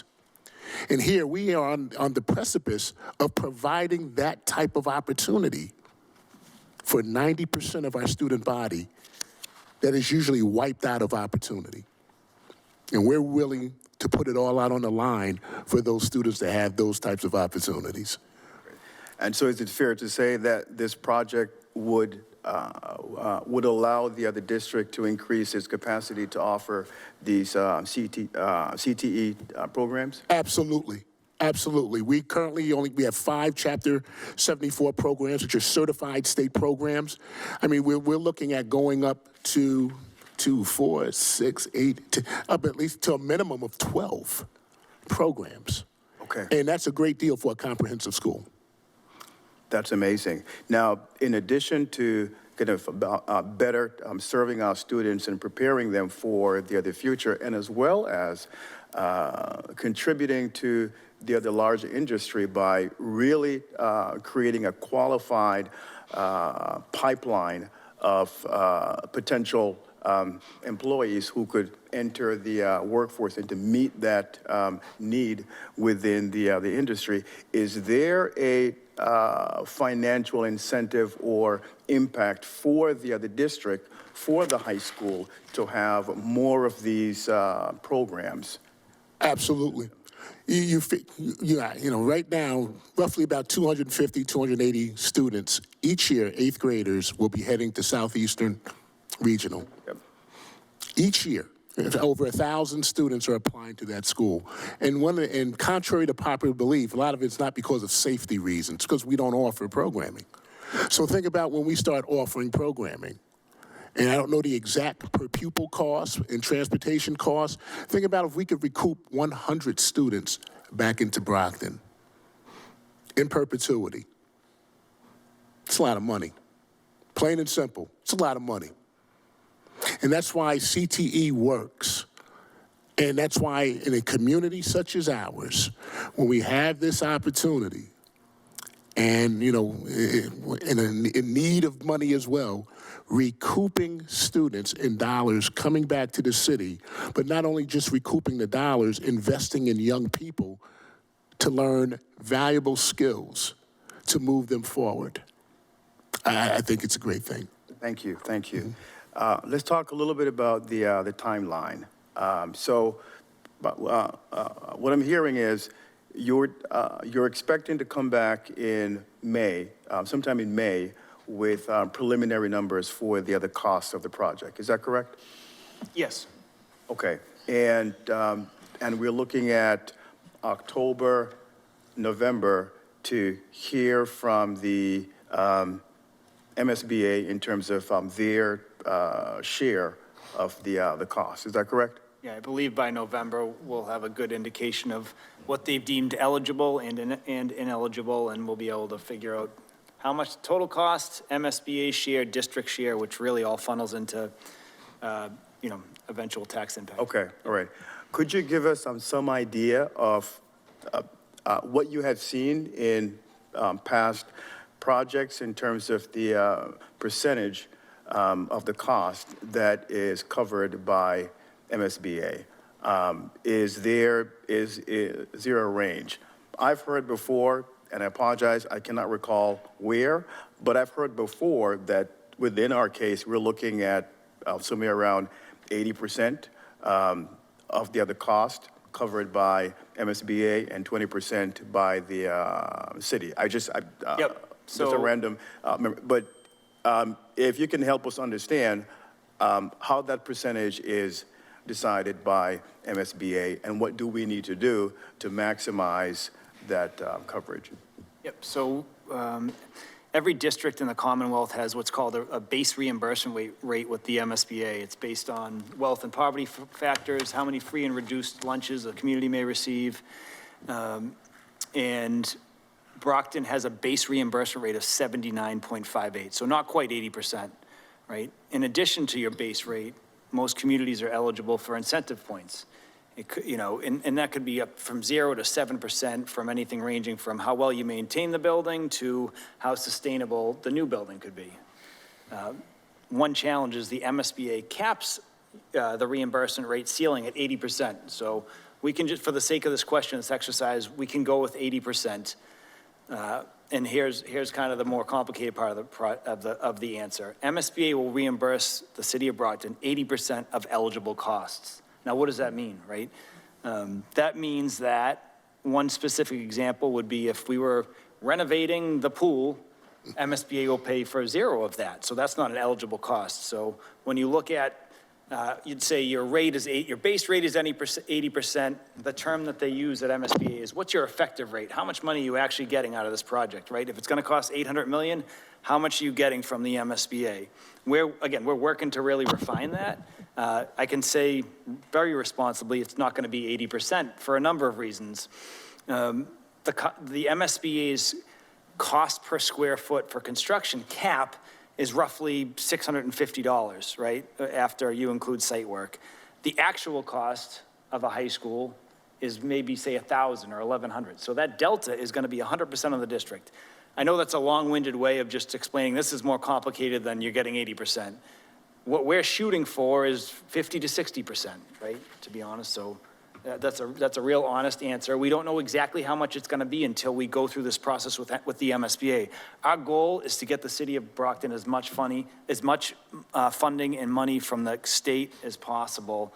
We're working with your legislators to draft amendments to potentially take another look at that 80% cap and get Brockton some incentive points. Something like that could result in $10 to $50 million additional dollars for this project. So no stone unturned. We are looking at every avenue we possibly can, partnerships with community colleges, other state funding agencies, grants. We're looking everywhere to get as much funding as possible so that the district share is as low as possible. So I'm happy to sit down and talk about this for the next 5 hours because that's where I spent the first 15 years of my career and I love it.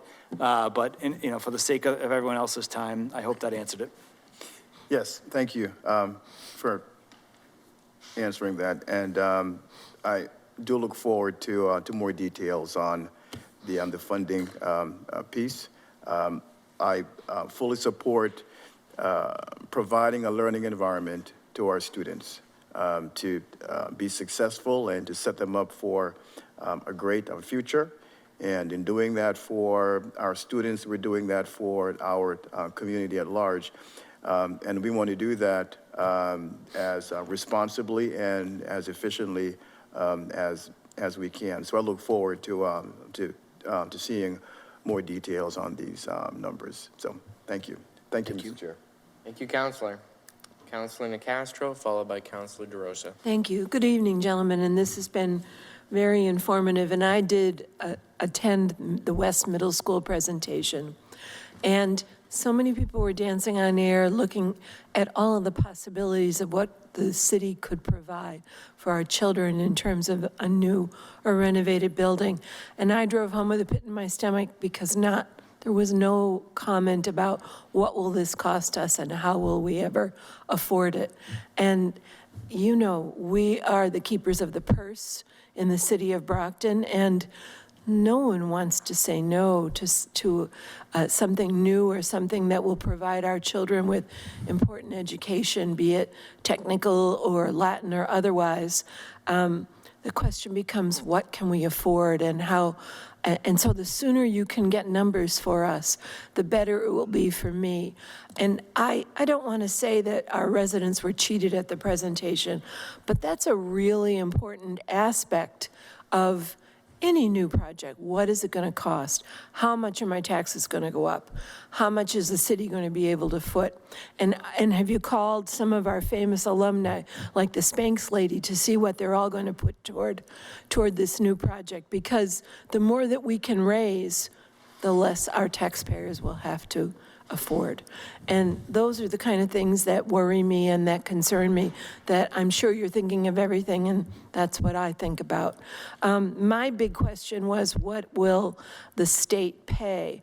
And you're telling us you don't know what the percentage is yet. And I was hoping for 80 to 90%, but you've gently said it will be more like 50 to 60%, right? Yep. Yeah. Please keep us informed. I'd love you to come back in May with some numbers. The public needs to know, but we need to know, what do we have to do and what steps do we have to take? I have real concerns about the ability of the taxpayers to approve a tax override or a Prop 2.5 override. But really, very honestly, and I talk to a lot of people every day, but I'm willing to try if it will get our children what is necessary. Thank you. Thank you, Mr. Chair. Thank you, Counselor. Counselor DeRosa. Thank you, Chair. Good evening, gentlemen. My question is very simple. What's the estimated graduates that will be graduating in Brockton High this year, if you have an idea? Number of graduates, nearly 800. In the 800s? Yeah, our enrollment is down. Okay. So estimated 2036, how many children will be entering Brockton High? Do you have a number or a rough estimate? Amortizing it over 10 years, yeah, that's a tough call right now to make that determination. I know and Superintendent Dr. Tiliani, from an elementary school perspective, it looks real good for an increase, but currently our secondary numbers are down, and that's across middle school and high school. So if we're looking at an uptick, and if that continues from the elementary perspective, we can probably get back to over 4,000 students. And within a decade. Add a +1, because my son's currently a first grader at the Bakers. So, and you are guaranteed, he will be at Brockton High School, correct? Yes, correct. All right. And also, just a rough idea, whether we decide to build or renovate, how long will the project take? We don't know exactly for sure until we vote on the preferred option, until we have a construction manager on that really gives us some buy-in on how long it would take from a construction schedule perspective, but I would say it could take 5 to 6 years. All right. Thank you. That's all. Thank you, gentlemen. Thank you, Counselor. Counselors, that's all the speakers I've got. Does anyone have a motion? Motion. Yeah, I'd like to move to postpone this to the second FinCom meeting in May so that they can come back. We don't have to file a new resolve and get some updated information. Would that fit with your schedule? Second. Do you have a date on that? Do you know what the date of that is? Should be the... I believe it'll be May 18th, but 18th, yeah. That works. Councilors, motion's been properly made and seconded to postpone this to the second FinCom in May. All in favor? All opposed? Motion passes. Thank you, gentlemen. Thank you. Thank you, gentlemen. Item 13, ordered that the following named sum be and the same is hereby transferred as the same was submitted by the mayor as follows. Transfer of $20,000 from Treasurer Personal Services non-overtime to Treasurer Personal Services overtime. Invited Treasurer Martin Brophy and Dr. Troy Clarkson.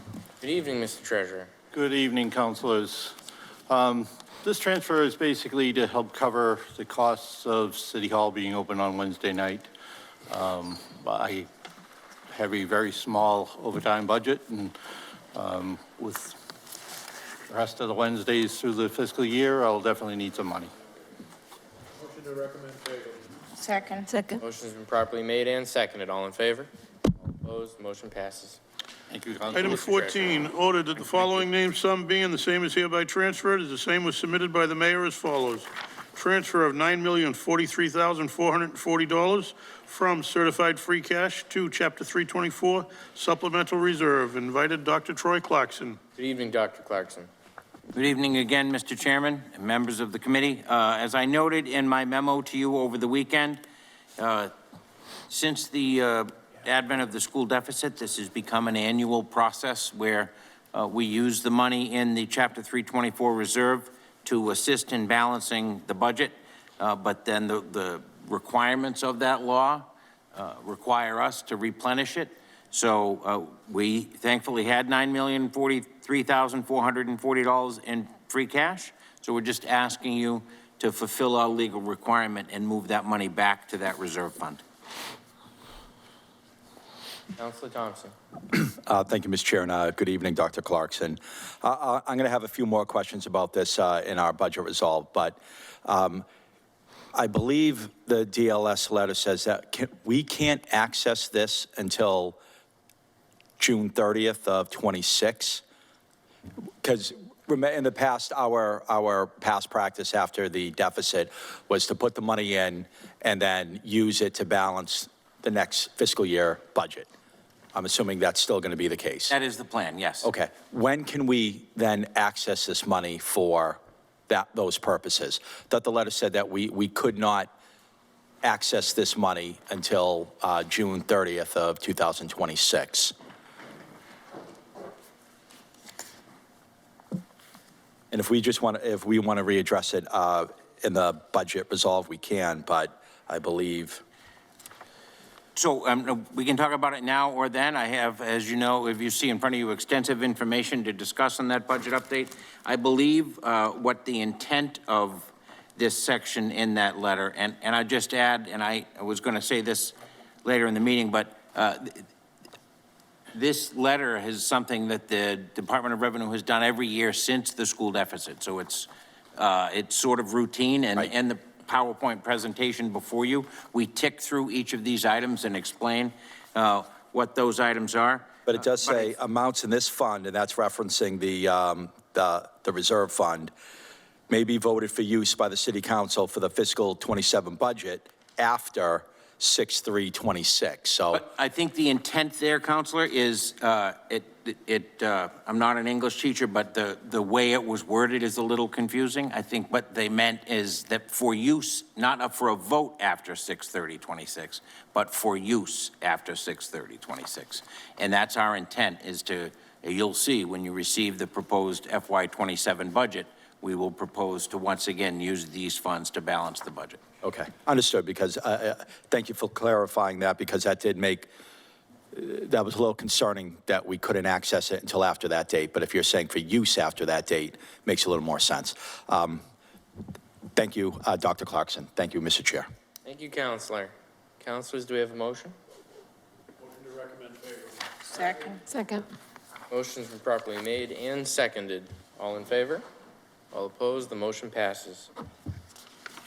Item 15, ordered that the City Council authorizes the acceptance and expenditure of the total grant funds in the amount of $125,000 from the Executive Office of Administration and Finance to the Department of Public Works Water. Invited DPW Commissioner Patrick Hill and Dr. Troy Clarkson. Good evening, Commissioner. Good evening, councilors. You want me to speak on this? You know what, why don't I'll be the starting pitcher, and then you can come in relief. So as I noted in my memo to you, councilors, this is a grant of $125,000 from the Federal Funds Infrastructure Office. This was a grant that was applied for by the city, and this will assist the commissioner and the city in our continued efforts to assess the potential purchase of the Aquaria desalination plant. I think you did very well. Thank you. Councilors? Councilor Thompson? Just a quick question. Exactly how would it assist in that purchase? So the initial conversations that we had with the FFIO were discussing the city if we did not receive an award from the state revolving fund in applying to the WIFIA program, which is in essence like a national SRF program. It's a little bit set up a little bit differently, but the application fee is $125,000. So this money is to be used towards an application fee for a different type of state, another revolving fund that could help with the purchase? It's a different funding mechanism. The rules are a little bit different, but the application fee to even have your application reviewed, it's $125,000. That's not necessarily the route we're going to go. We do have some leeway with how we spend the money. It just has to be related to the acquisition. And what organization is that fund through? So it's the Federal Funding Infrastructure Office. They're kind of like an arm of A&F with the state. They work both with the federal government and with the state government to release federal funds. Okay. Thank you. Thank you, Mr. Chair. Thank you, Councilor. Councilor Farwell. Commissioner, if you're interested in applying for federal credit for Aquaria, have you reached a point where you know what it might cost us to acquire Aquaria? I mean, it seems... Councilor, you need your mic on. It would seem logical to me that if you've reached a point where you're going to take $125,000 and you're going to apply for federal credit assistance to borrow money to buy Aquaria, then where are we? What amount are we talking about borrowing? So that figure is based off of our SRF application at $55 million as an acquisition price. $55 million? $55 million. Thank you. Thank you, Councilor. Councilors, do we have a motion? Motion to recommend favorably. Motion's been properly made and seconded. All in favor? All opposed? One opposed. Motion passes. Item 16, order that the City Council authorizes the acceptance and expenditure of the total grant funds in the amount of $647,185.48 from the Executive Office of Public Safety and Security to the Police Department. Invited Chief of Police Brenda Perez and/or her designee, and Dr. Troy Clarkson. Good afternoon. Good evening, Dr. Clarkson. Good evening. Good evening. Sorry. We're hung up on it being afternoon. Okay, so this grant is for our FY26 Shannon grant. The Shannon Community Safety Initiative grant is a Massachusetts-based grant program that serves at-risk youth and young adults between the ages of 10 and 24. Funded programs are designed to reduce gang involvement and youth violence with targeted focus on prevention, intervention, and long-term support within the city of Brockton. Funded partners deliver a range of services aimed at supporting youth development and violence prevention, including summer enrichment and camp programming, mentorship and youth engagement, healthcare and human services, education on the juvenile justice system, street outreach and intervention, violence prevention initiatives, and wraparound services. The total award is $647,185.48. There is a 25% match, which we do through in-kind. It's spread throughout the entire partner, so no cost to the city whatsoever. And we currently have 8 partners selected for FY26. Excellent. Thank you. Councilors? Motion to recommend favorably. It's an annual grant. Second. Motion's been properly made and seconded. All in favor? All opposed? The motion passes. Thank you. Item 18, ordered in accordance with the general laws of Massachusetts, Chapter 44, recommending that the City Council approve the expenditure of $1,401.60 from Human Resources Employee Benefits to Work Care, Inc. Invited Director of Human Resources Sandra Knight and/or her designee, and Dr. Troy Clarkson. Good evening. Evening, Mr. Chairman. Director Knight was unable to attend, but I'm happy to stand in her stead. As I noted in my memo to you this weekend, is to pay an unpaid bill. The details of that bill were provided to you in your agenda packets. I'm happy to answer any questions you might have. Councilors? Motion to recommend favorably. Second. Motion's been properly made and seconded. All in favor? All opposed? The motion passes. Item 19, ordered that the City Council authorizes the acceptance and expenditure of the total grant funds in the amount of $19,800 from the Executive Office of Public Safety and Security to the Police Department. Invited Chief of Police Brenda Perez and/or her designee, and Dr. Troy Clarkson. Welcome back. Hey, nice to see you. Hey, nice to meet you. Long time no say. So this is our FY26 JAG law enforcement grant. It's for $19,800, and this is specifically to ballistic vests for our officers. Each vest is worth, costs roughly around $1,000, so we'll get just about 20 vests out of this. But it's specific just to ballistic vests. Excellent. No match. No match. No match. Even better. Councilors? Motion to recommend favorably. Motion has been properly made and seconded. All in favor? All opposed? Motion passes. Thank you, Sergeant. Item 20, ordered that that the City Council authorizes the acceptance and expenditure of the total grant funds in the amount of $100,000 from the Executive Office of Education to the Department of Public Works Highway. Invited DPW Commissioner Patrick Hill and Dr. Troy Clarkson. Good evening, Commissioner. Good evening, councilors. So this grant is to design, permit, and construct a new sidewalk at the New Heights Charter School on South Main Street. The project has been in design for quite a while. It finally is at the end stages, and we're confident that it will be permitted very soon and should be constructed within a few months. All right, councilors? Councilor Charnel? Taking a motion? Motion to recommend favorably. Second. Motion's properly made and seconded. All in favor? All opposed? Motion passes.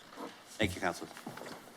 22, resolved, be it resolved by the City of Brockton City Council to invite Troy Clarkson, Chief Financial Officer, Mayor Moses Rodriguez, TJ Plant, Commonwealth Compact Grant Consultant, and Juan Gonzalez, City Auditor, to appear before the Finance Committee to discuss and provide an update on the current status of the FY26 budget.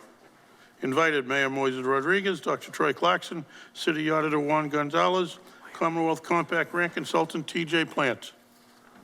Good evening, Mr. Auditor. Good evening, Dr. Clarkson. Thank you. Mr. Chairman, we have provided fairly extensive information that's all in front of you. What I'd like to do is go through the PowerPoint very quickly. I'll touch on all of the points that we put together and highlight the additional information that we have provided to you. Mr. Plant was not able to attend in person this evening. He is watching. He's home. It is school vacation week, but I did speak to him at length today, as we do regularly, and we're working with the clerk to pick a date where he can come in person and have an extensive discussion. But when we get to that point in the presentation, I did ask him to put together a memo with an example of some of the work that they're doing on our behalf, and so that memo is before you. But with your brief indulgence, Mr. Chairman, I just call your attention to the PowerPoint that we provided. You know what, Juan, I probably have an extra copy here so you can follow along. You know what, just check out that folder if you wouldn't mind.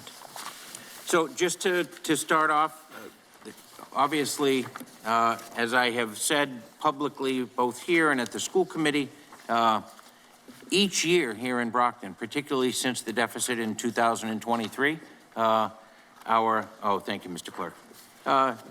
balancing our budget is a challenge every year, and that, I mean, I don't mince words. I'm always very upfront with you, and it's the same this year.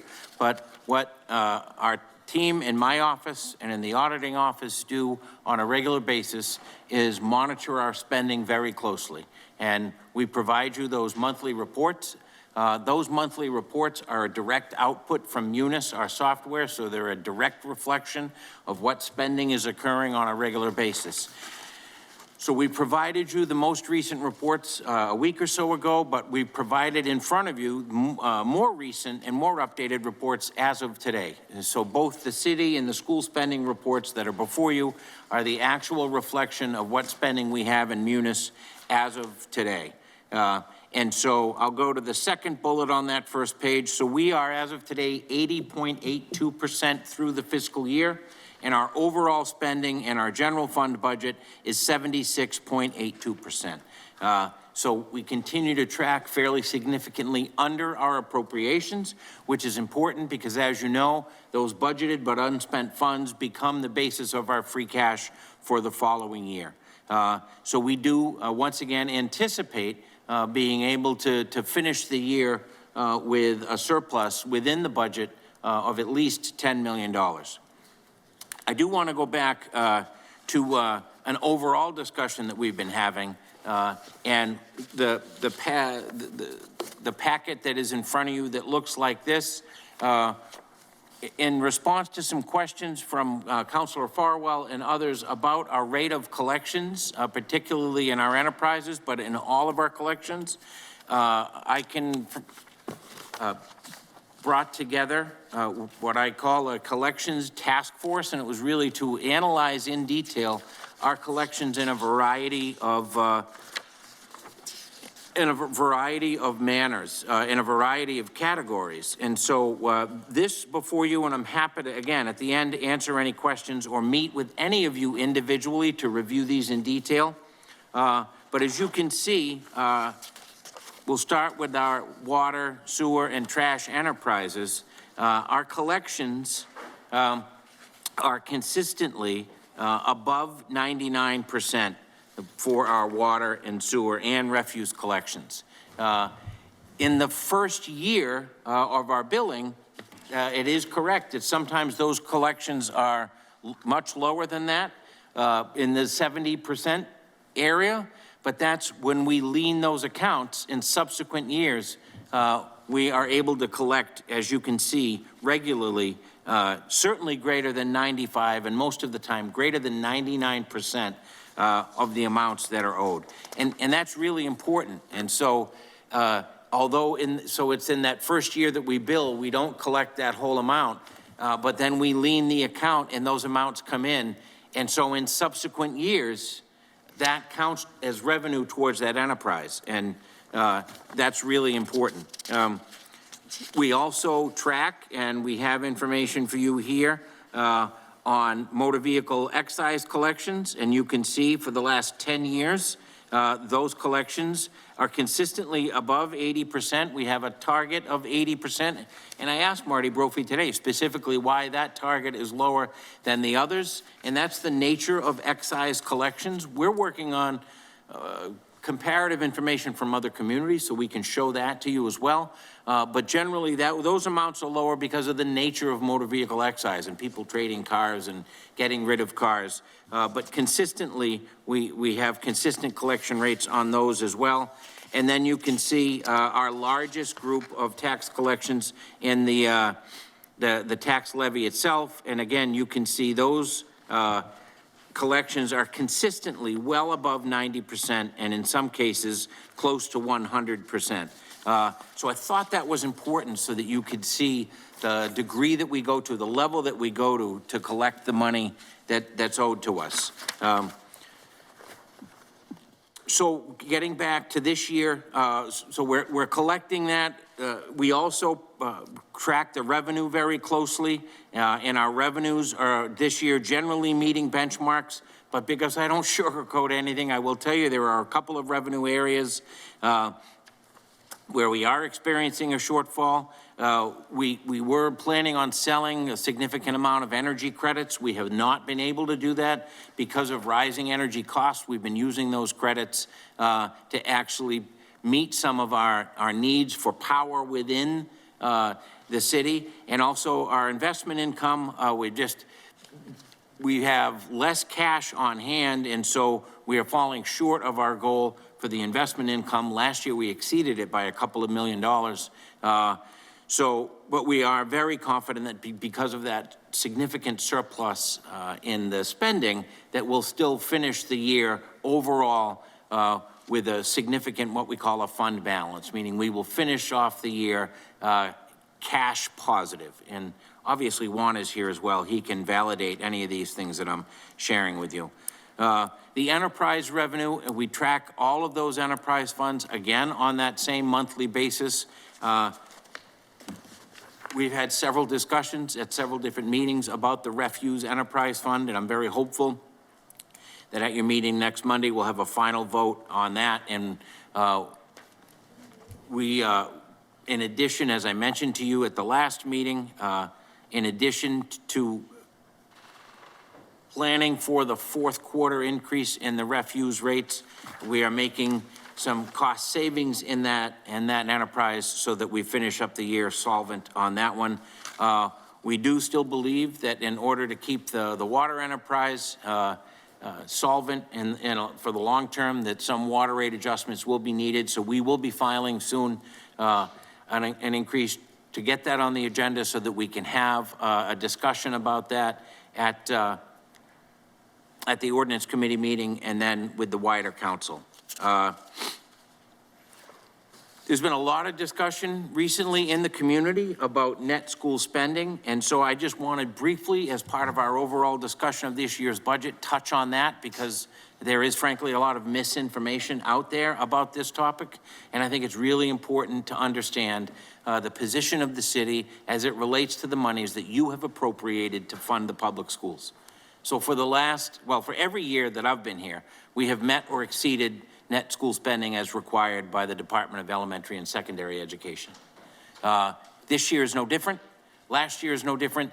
One of the challenges that the school department has had with some of the reforms that the schools and I put in together after the deficit is meeting that total spending.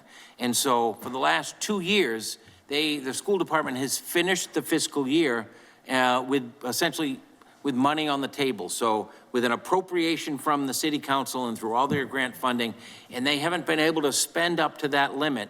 And so net school spending has not been met, not because the city didn't provide sufficient funding, but because the schools were unable to spend all the money allocated to them. However, the steps that the auditor took in both of those years was shortly after the beginning of the new fiscal year, money was transferred back to the schools to meet that spending target. So $7.2 million in FY24, $7.5 million in FY25. That money has been transferred to the schools and is readily available for spending without further appropriation. When the Department of Elementary and Secondary Education looks at that the schools haven't spent up to that amount, they say you haven't met net school spending. But I want to be crystal clear to every member of this council and to every citizen of Brockton watching. The city of Brockton has appropriated sufficient funds every year to meet net school spending. That's unequivocal and not up for debate.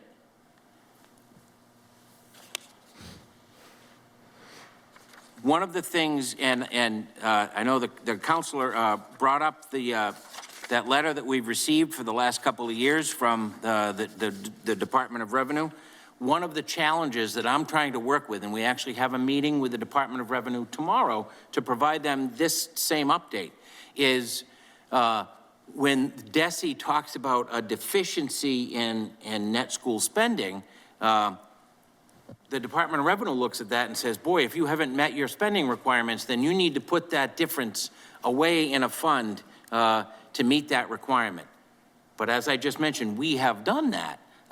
It's just really reconciling the nomenclature, the word usage between DESE and DOR so that everyone understands that the city has indeed met its requirement.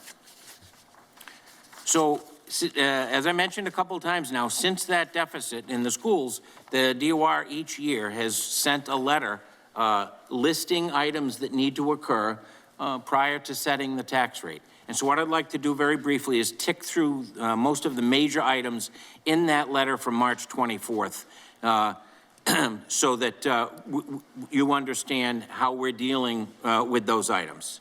There was nothing in this letter that was a surprise to either Juan or myself, but I do want to tick through the status. That CARES deficit, we have provided to the school department a detailed listing of each and every invoice that comprises that deficit from back during the pandemic, and each and every one of those expenses was incurred by the school department and not the city. And we've provided, on several occasions, but more recently just to Open Architects, a detailed list from our accounting software, from Munis, that demonstrates each and every one of those expenses. And so we are hopeful, and we expect that certainly with the money that I just mentioned that is out there, that's been provided to the schools, that they will be able to satisfy that deficit. The Chapter 324 reserve, you've just taken steps tonight at this meeting to move that forward in the process, so that money, once you vote that finally, will be returned to the Chapter 324 reserve fund. As I've mentioned on several occasions, I do believe that particularly given the fact that we have more than $20 million now in a pension stabilization fund, that requirement for that Chapter 324 reserve should be removed. It's really to comply with the law that we move it back and forth, but it's essentially free cash every year that we use to balance the budget. The Health Insurance Trust Fund, as noted in here, we also get monthly reports from our consultant on the operation of our health insurance program here. As you know, we raised rates 14.5% on July 1st to meet the growing demand for healthcare costs for our employees and their dependents.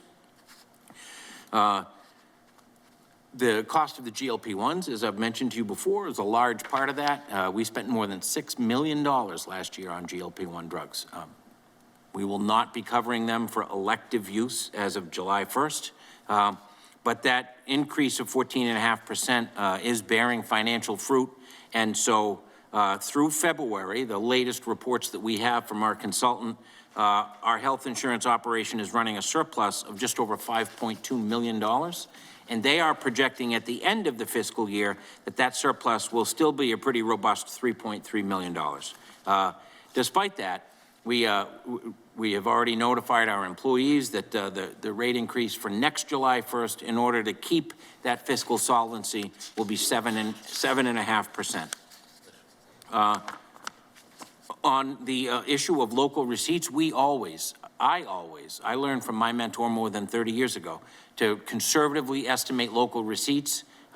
This was another impact of the deficit that when that deficit occurred, we were able to increase our local receipts estimates by $10 million and still meet those estimates because we had estimated them so conservatively. So we continue to do that as conservatively as we can, and certainly consistent with the Department of Revenue guidance.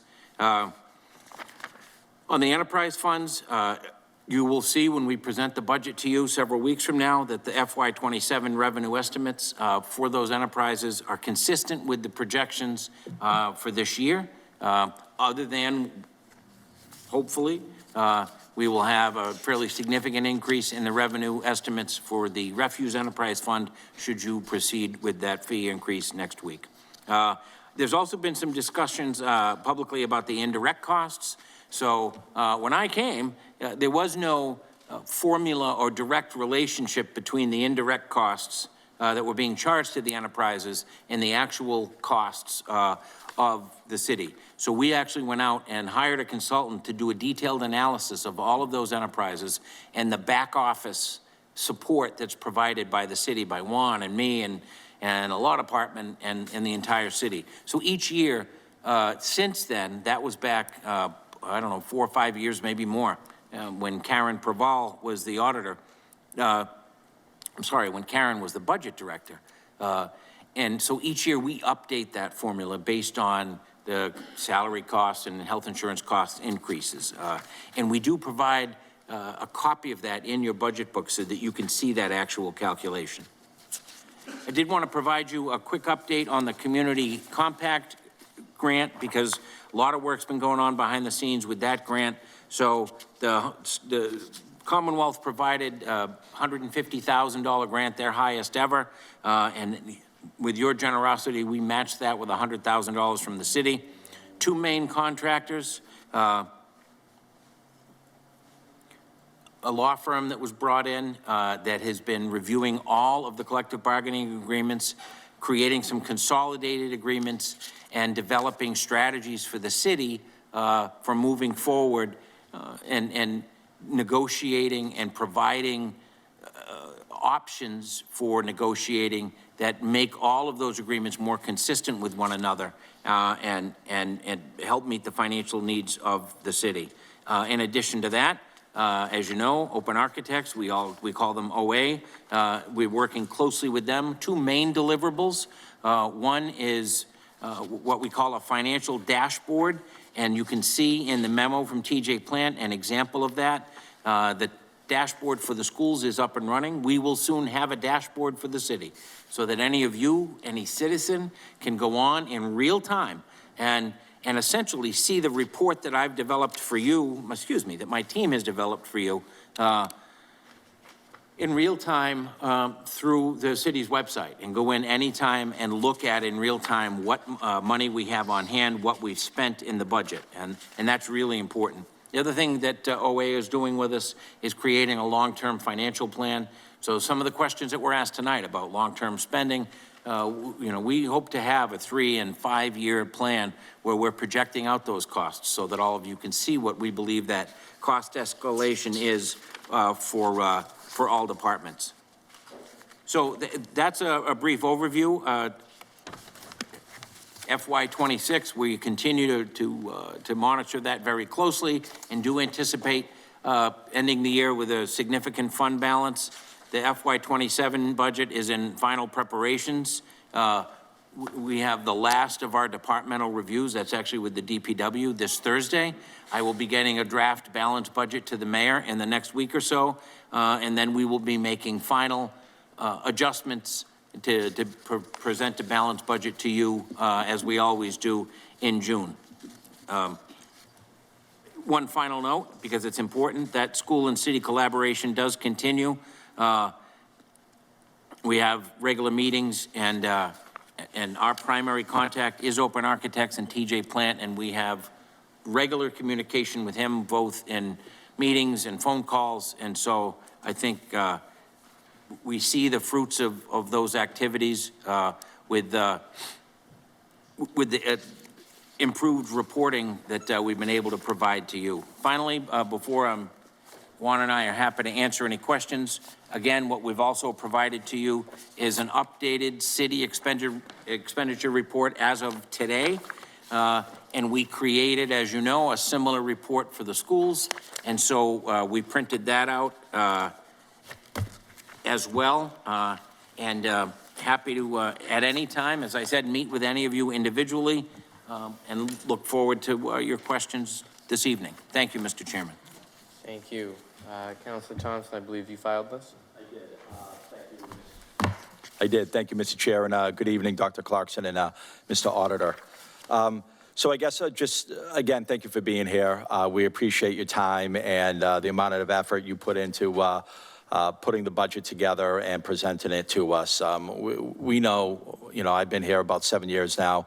This is not easy, especially after the deficit, thinner margins, and, everything's estimates, and it's hard to get a full grasp of things when we're months away from setting the budget.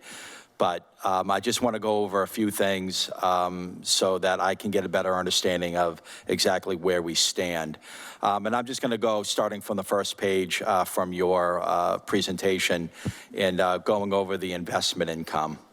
And so can you tell me, So these are our revenues, essentially. You're saying that when it comes to our solar revenue shortfall, a lot of that's due with us holding on to these credits and using them for our own purposes and not putting them on the market and actually making income off of them. Right. And additionally, that our investment income, that's not making the return that we initially expected. Is that essentially what you're saying? Yes, last year we actually, and I'll get those, we have that revenue report, and we produce that regularly. I'll gladly provide you all a copy of that tomorrow so I can give you the exact numbers. But last year, we actually realized through the, I will say, the aggressive investment strategies from Marty Brophy. We're limited by law of how we can invest public money, obviously, and it's generally low-risk vehicles. But last year, because of Marty's expertise in money management and keeping cash on hand, we were able to exceed that amount pretty significantly over our projections. And at the end of the year, our investment income exceeded $5 million, I believe. And so we estimated a similar amount. This year, just our cash on hand is less because some of the larger projects that we've undertaken, we've spent that down. We have not yet gone back to market to obtain additional cash. We actually have a pretty large borrowing that we'll be doing in June, just general obligation borrowing. And so because we're doing that later in the year, we don't have as much cash on hand, so that investment income is reduced. So how does that affect our local receipts now? So essentially, does that mean we have a lower revenue coming in? Right. So how does that, generally, I believe this letter says, I guess from what was projected to what was actually on hand, looks like a difference of maybe $2 million. So is that where we're at, kind of a $2 million less in local receipts than what we initially thought? I'm hopeful that it's not that much, but as we get closer to the end of the fiscal year, again, we produce those reports monthly, but we can produce them daily if we need to. And so I'll give you that exact amount. But yes, in that, we were allowed to project the investment income at the number that we did. The Department of Revenue has to approve that because we had attained that number last year. The number is lower this year, and so when you see your budget for FY27, that estimate for investment income will be no higher than what we actually do receive in investment income for this year. So any difference in that, any revenue below what we had projected will need to be covered by our fund balance or those expenses that were budgeted but not spent. And so that $10 million balance that I talk about, that can absorb any revenues that were not realized.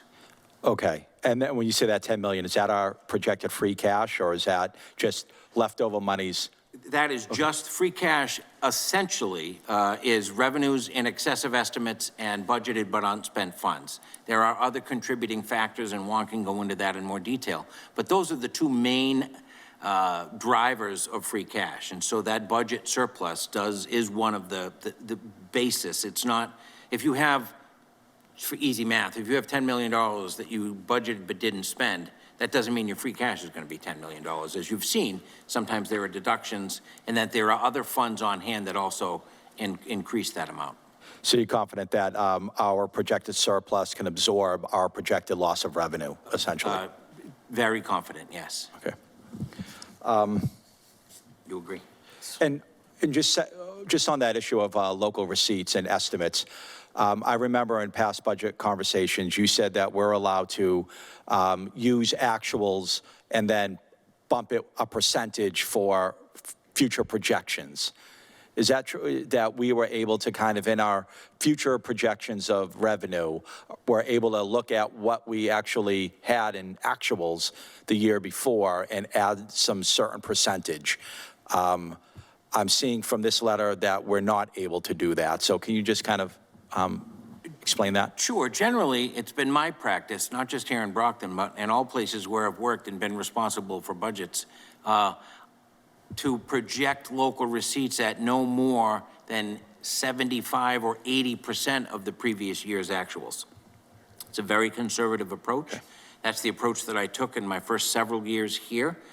That is exactly why we were able to increase those local receipt estimates by $10 million to help satisfy the deficit.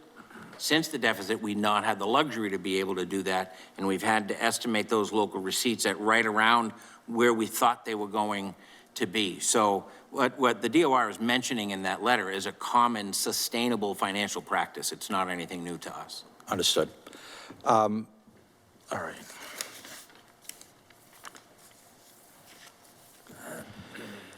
Looking at the school budget and the statements you were making regarding net school spending, and that in fiscal year 24, the 7.2, fiscal year 25, 7.5. Is there any projected surplus for fiscal year 26? So what I can tell you, and again, we do communicate regularly. If you look at the current numbers, approximately 80% through the year, at least this report shows about 68% spent. Now, there may be expenses that sometimes are backloaded, or you have higher expenses towards the end of the year. So I want to be very crystal clear. I'm not saying that spending will be 12% below the budget. It does appear that trending that there will possibly be another surplus at the end of this year. But I think that's why we have regular meetings and include the school finance folks, and we call them the finance team meetings, so that we're having discussions at that level and being able to answer those questions. If there is a projected net school spending surplus, I know DESE, doesn't like us to incur these surpluses. They look at them as deficits. You're saying that we would potentially be able to satisfy our the city's CARES Act deficit with some of that funding? I believe so, yes. So that's the conversation we're having right now. Is that a Schedule 19 issue, or is that just them covering a deficit that we're stating they incurred because the items that you're saying were purchased were school-related? That's more of an accounting question, and I'll yield to Juan as to how exactly that would be managed on our financial statements.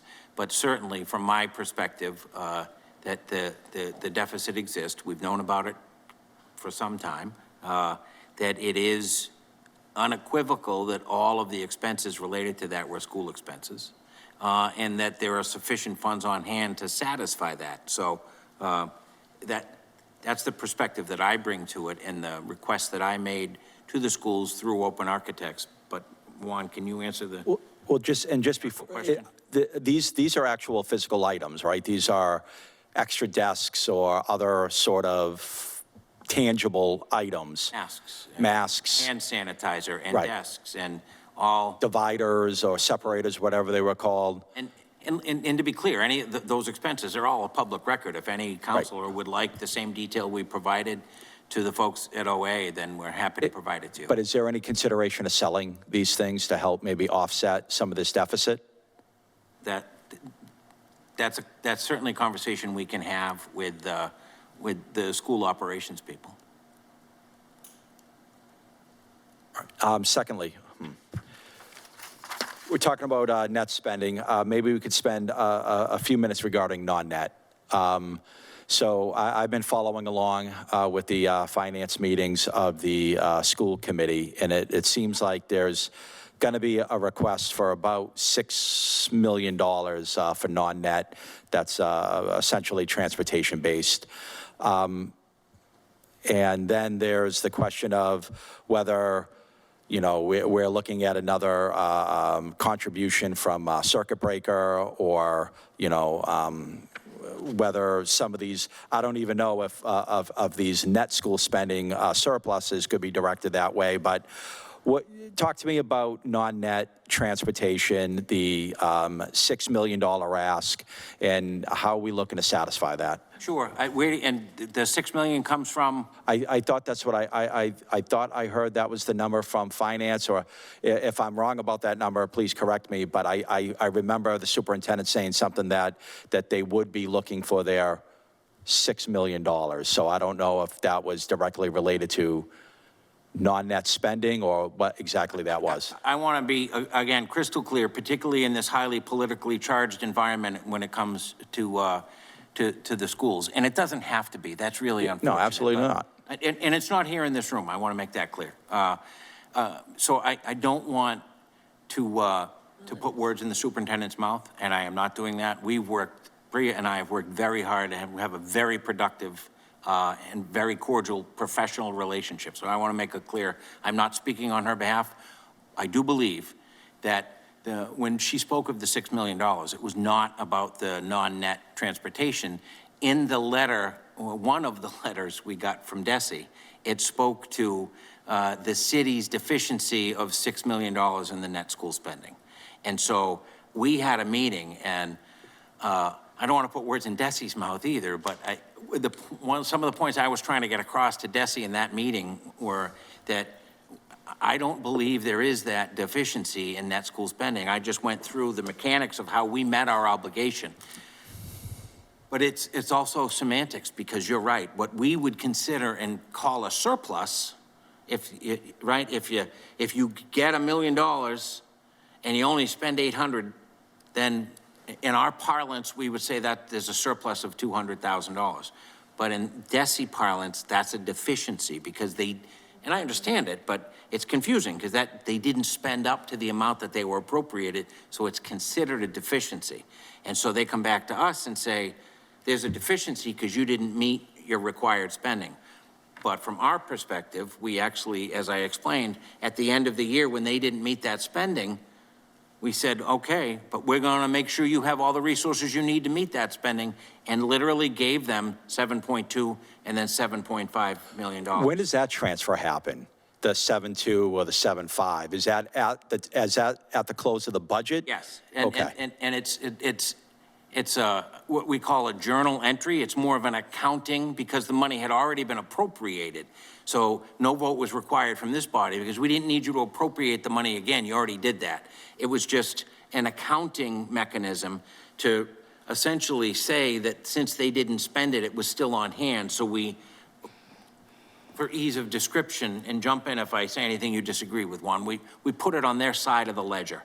And so that $6 million figure was part of that whole transaction. From fiscal year 26 or prior years? 24 and 25, and the monies were transferred, and then 25 in this year and 26. Relating, though, to the non-net, we certainly do, when you look at the report, that it does appear, as they have in the last several years, for all of the dynamics we've been discussing for quite some time, that the spending in non-net will exceed what was appropriated. But it is certainly my hope, and we're having discussions at least with Open Architects as the representative of the schools, that there will be sufficient circuit breaker and other funding on hand to be able to satisfy that, so that a further appropriation won't be requested from the city. Do we have any understanding of what that number is? At this point, I think it's too early to tell. We know how we're trending, but that's one of the items that I can, in a follow-up, certainly get to you.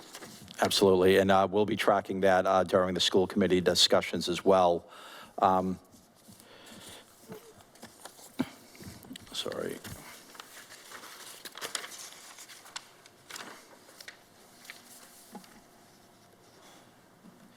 You know, one of the things that kind of bit us in the butt last year was the health insurance trust fund issue. I know we had a conversation about that, about this, again, seemed to be a definitional problem about, you know, I think we said that we had the money, but it wasn't in an account that they liked, or, you know, our consultant said we can move forward this way, but then DOR said, no, we don't want you to move forward that way, therefore we had to make the transfer out of free cash. I want to make sure that we don't run into that problem again. And so, You stated that there's currently no deficit in the health insurance trust fund. In fact, we got a projected $3.3 million surplus. So can we talk about how to avoid the issue this year that we incurred last year? Sure, and I'll give you that from my perspective, and then again, happily defer to Juan if he wants to add anything. It's important to note that the reason why we were able to transfer that $9 million from certified free cash to the Chapter 324 trust is after we went through that with the Department of Revenue, Juan worked very closely with them, and as you know, because you all are copied on these memos, the Commonwealth recertified our free cash. And one of the items that was recertified, essentially money that came back to us, was that amount from the health insurance deficit, correct? Correct. So we were able to, working with them, demonstrate that the city should be able to get credit for that money, and we did. So the money came back to us, and you just voted tonight to transfer it into the Chapter 324. Juan is in touch regularly. I don't want to say how often, but on a very regular basis, he can tell you exactly how often.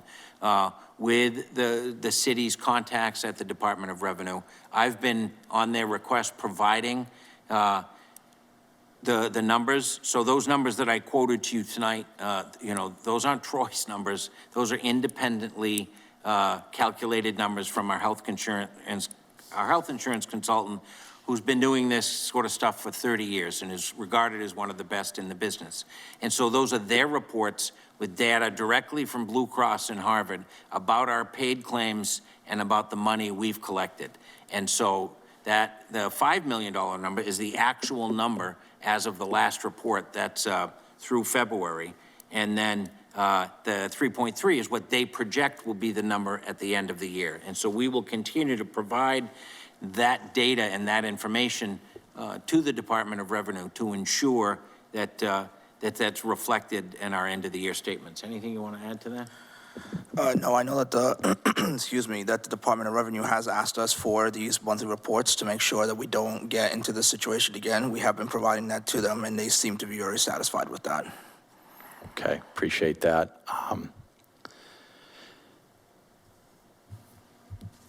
How are we doing on the fiscal year 25 audit?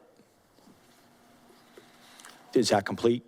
No, but we do anticipate that the fiscal 24 audit was just completed, and that has been sent out to our rating agencies and to our investors that hold debt from the city.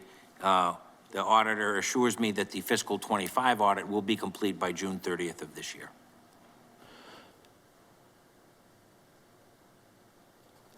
They also talk about the fiscal year 26 budget to actual revenue and expenditure reports from Munis for both the city and the schools must be submitted with the balance sheet. Are we on track to get that done?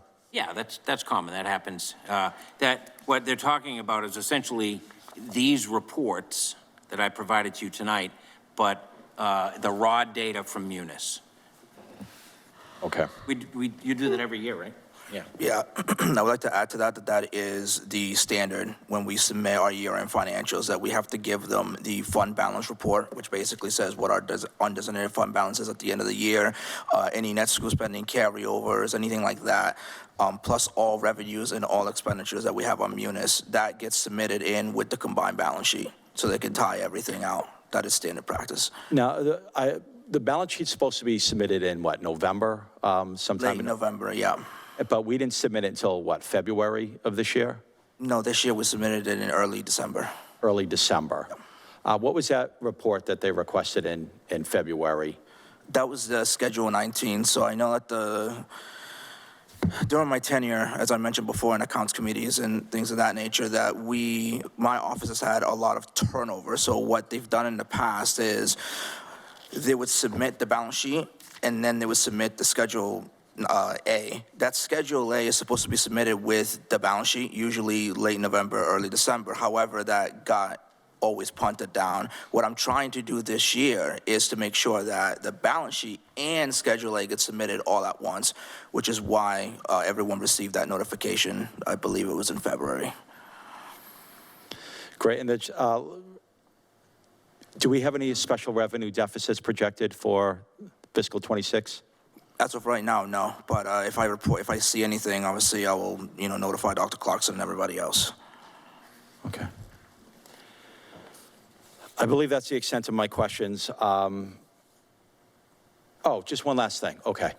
So you talked about collections, and when I was speaking with the DPW commissioner, and they talk about the liens, right? So my understanding was when we lien an account, that we're able to get those monies every year from the mortgage holder, right? That if there's an escrow balance for taxes or other say, principal balance on your house issue, and you pay some extra monies that are held in escrow to pay your property taxes and water and sewer, that refuse is also an account that can be liened and satisfied at the end of the year.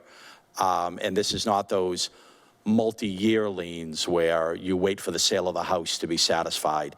So can we just maybe clarify that? A lot of people think when they hear lien, they think it's only satisfied at the time of the sale of a house, but that's not correct. We actually get paid every year on a vast majority of the difference of those who didn't pay, actually every year. Is that correct? You are correct, and that's what's reflected in this chart that we provided to you. And so it is not that you got to wait for the sale of the house.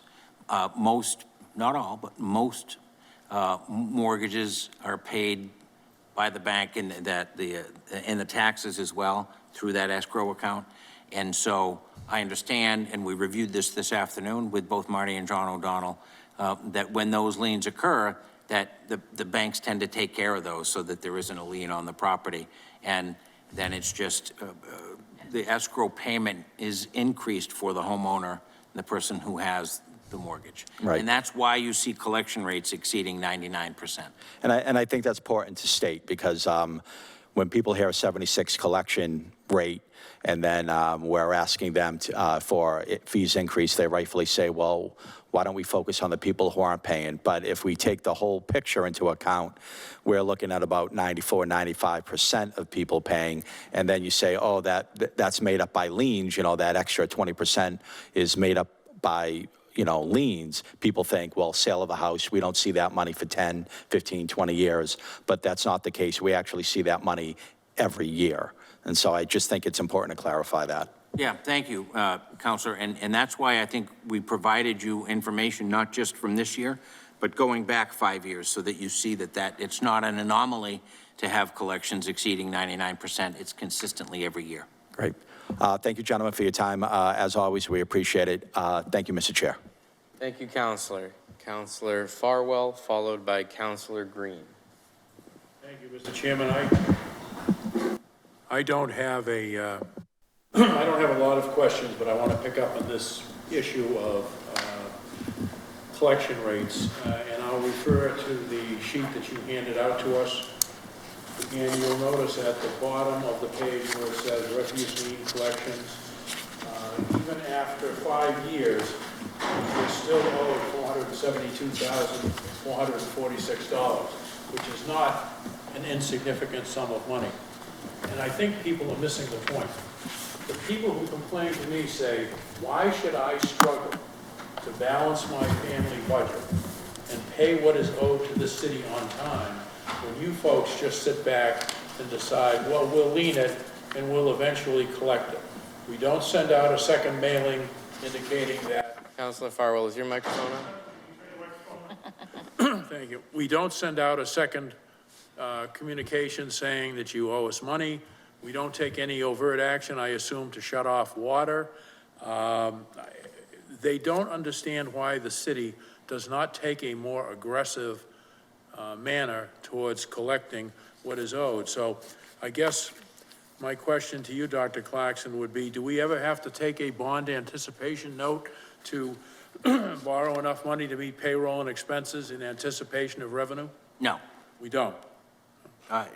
Those are called revenue anticipation notes. Okay. And in my time here, we've not ever had the need to issue those. Okay, good. All right, let's go on to the Department of Revenue letter very quickly. So we just transferred 9 million, we recommended favorably transferring $9,043,440 into the Chapter 324 Supplemental Reserve Fund. But eventually that's going to be taken, I assume, in whole to balance the FY '27 budget? Correct. So what are we left with for reserves? Well, that will deplete the entirety of that amount, and there is, in addition to that, a small balance in free cash of approximately $900,000 that we will use to balance the budget. That's it, correct? We do have a stabilization account. 989,000? The stabilization account has about $1 million in it, and we do have the pension stabilization account that has in excess of $20 million in it. Okay, I wasn't going to bring this up, but if we have $20 million in that pension reserve, why did we go to the retirement board and ask to defer payment of what we owed them in 2026 until no later than June 30th, 2026? No, I think we're mixing things here. So we went to the retirement board and actually asked them to extend the fully funded date for fully funding our accumulated liability to 2038. The law allows us to go out to 2040.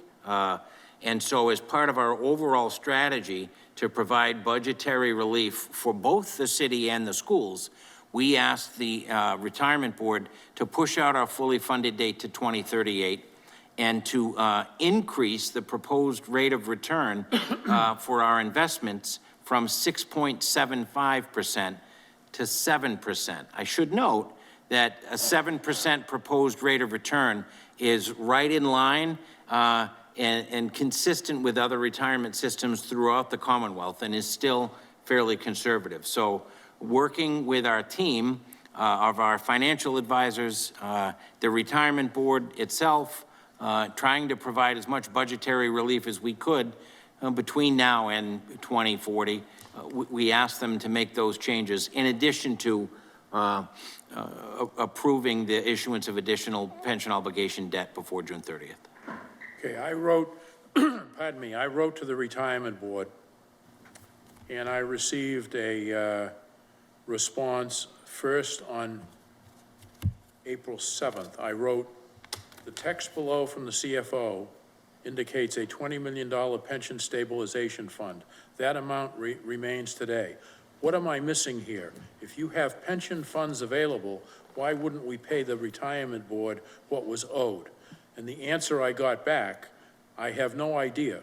Perhaps the city is receiving better interest rates on holding the money than they will pay out in interest on the POB. Or perhaps he's thinking the city will need this for next year. This is a question for your CFO. Did we not go to the Brockton Retirement Board and ask them for leeway in paying them funds that were owed? And they said, yes, we will enter into that agreement with you, but you have to pay it by June 30th, 2026? Well, yes, but Councilor, with all due respect, you're confusing the issues. The money in the pension stabilization was money that we put away in 2021 so that should the market crash, we would still be able to meet our obligations to pay that annual amount to the Brockton Retirement Board. The deferral of this year's payment was because we were going out and are going out to issue the remaining $59 million of pension debt. So we asked them, as we did in 2021, as we did in 2005, to not have to pay the remaining amount for this year because we're going to hand them a check before June 30th for $59 million. So it was part of, it wasn't because we didn't have the money, it's because we were going to pay them a much greater amount than what was due for this year with the issuance of the remainder of the pension debt. But I don't know with whom you spoke, but anyone over there should know and does know that that $20 million that's in the stabilization fund is there specifically to be a safety net against market fluctuations so that if we needed it, we could pay our obligations. Two things. If you paid them what we owed them and didn't defer anything, they invest those funds, so wouldn't they get a greater return on their investment? If you pay them what we owed them, if instead of deferring what we owed them, if we had paid them, they would have taken what we pay them, and I assume they would have invested it as they do their income, and they would get a rate of return on that money. By not giving them the full amount and deferring something, they didn't have that amount to invest. And wasn't there even a discussion about if something isn't paid, there'll have to be some interest figured in on what we would owe them? Well, yes, that was if we didn't wind up issuing the pension debt, which we're on schedule to do. But I have to respectfully answer, the answer to your question is no. It is no, because what the amount that we're talking about is $8 million was the deferral, right? $8 million. We're going to hand them a check before June 30th for $59 million. So I would say the interest that's earned on $59 million far exceeds what they would have received if we had paid them the 8. And so this was a full, above board, eyes wide open transaction that I went to them with the mayor and said, we're going to give you $59 million before June 30th. And so we would like to not have to, in addition to that, pay you $8 million. And the board unanimously agreed that that would be a good idea. All right, let me drill down a little further. Is it not accurate to say that of the money that you're going to borrow for the pension obligation, you're going to use a portion of that borrowing to satisfy what we are going to owe them as part of the FY27 budget? Because every year we have to pay them a certain amount of money. Are you not going to use a portion of that borrowing to satisfy the amount that we owe for in the FY27 budget? Well, yes, of course, as we did in 2021. All right, so that's what worries me, because that means we have a structural deficit problem that, absent that borrowing, we would be struggling to find that money, correct? Absent the borrowing that you're going to do in the next few weeks or whenever, and the money that you're going to take from that borrowing, if we didn't have that, we'd have great difficulty paying the retirement board what we owe them in FY27. Well, yes, of course, Council, but I can also say to you that if we didn't borrow the $300 million in 2021, our payment next year in the budget would be a full $30 million, almost $40 million more than it is. And so I completely agree with that. What I'm trying to get across here is I don't like borrowing to meet annual obligations. We should have a revenue stream, whatever it is, from taxation, property taxes, unrestricted general government aid, grants. We should have a revenue stream in this city, and then we should take that revenue stream and we should apportion it to the operation of city government for a given fiscal year. And when we have to borrow to get through a fiscal year's obligation, that worries me, because eventually that amount that we owe the pension board is going to be pretty significant. We're handing out salaries now, school side and municipal side, and that pension obligation or that pension deficit is going to keep going up. We've got people that are going to walk out the door and retire with $160,000, $180,000 per year pension. What happens when we can't borrow anymore because the amount is too great? Are we going to keep borrowing? we won't need to keep borrowing, Counselor, because with this final borrowing, we will be nearly 100% fully funded. I'm just going to respectfully but vehemently disagree with you. When we borrow this final amount, we will be one of the best funded and most secure pension systems in the Commonwealth of Massachusetts. I think any financial expert that deals with pensions will tell you that what we have been able to do, and by the way, the 2021 pension obligation bond saved, this is no hocus pocus. These are actuaries that came up with these numbers, not me. Saved the city $95 million over 15 years. It was the only reason why we were able to build that public safety building without a debt exclusion. And so this has been very careful financial planning by leading experts in the pension bond field. And so, yes, salaries increase. Yes, our pensions always increase.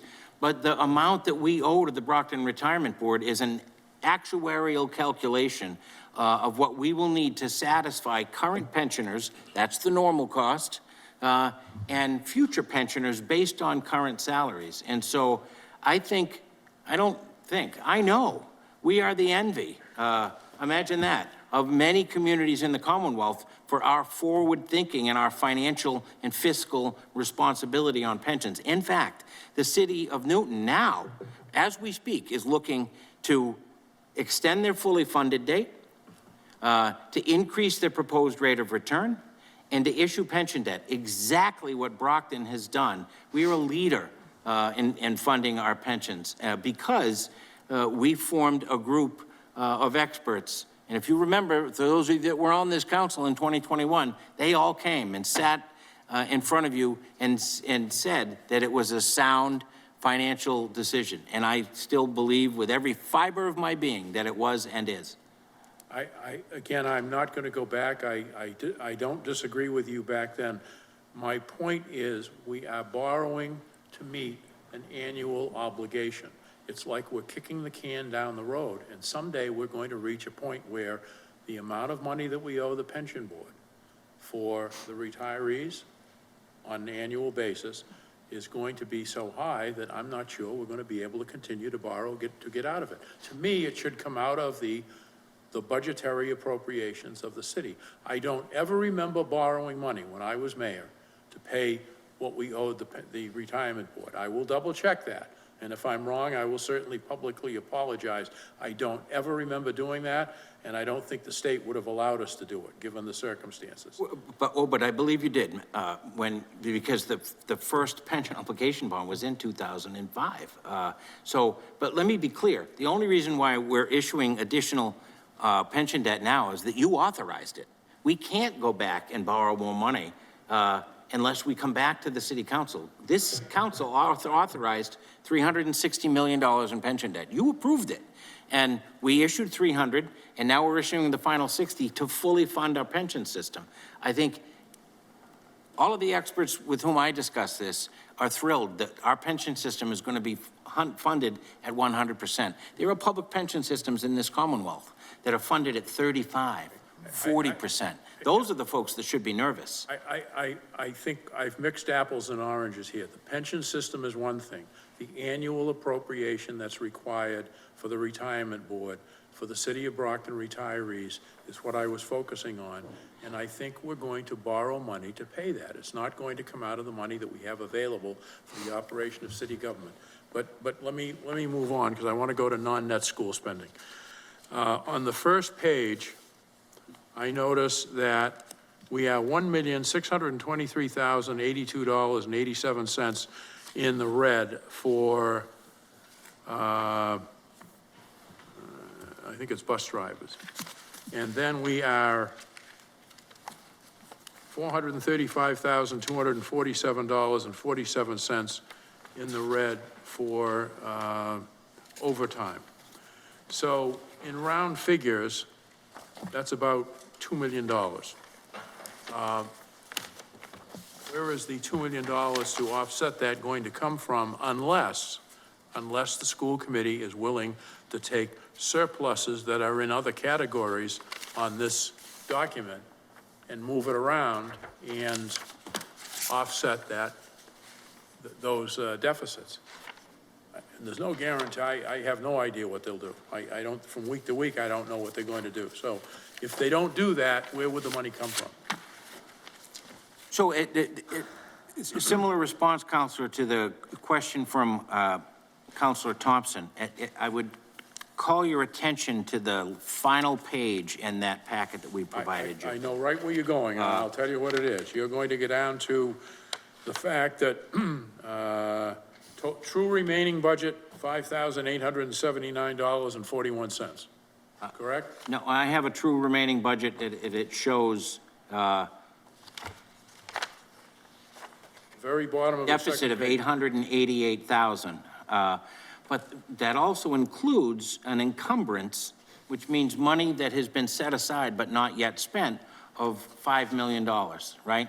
And so there is little over $17 million appropriated, just less than $13 million spent, leaving $4 million in the remaining budget, with $5 million encumbered. And so I know they're watching that spending very closely.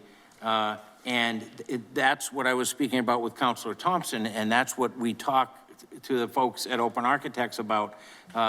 If some of those costs are related to special education, then we can use circuit breaker funds to address any of those deficits. That final amount hasn't been determined yet, but I can assure you that Open Architects, that our assistant auditor for schools, and that Juan himself monitor very closely so that we finish the year with a positive balance. But you agree that it's going to take a vote of the school committee to approve moving that money around? You may have $5,414,551.76 encumbered but not yet spent. But in order to use that, because by state law, we cannot tell them where to use the money that we give to them, that's going to be a, we hope they cooperate type of situation, correct? Yeah, but the school, yes and no. The school committee would not have to vote. This is the budget that they voted, right? The budget that you vote is the appropriation to the schools, the Right. $254 million, and then the $17 million. Yeah. Within that, the school committee has very broad authority of how they appropriate that money. So the encumbrance is not a school committee vote. That's money that's being spent under the authority of the superintendent. And so that $5 million that's been encumbered has not yet been actually spent.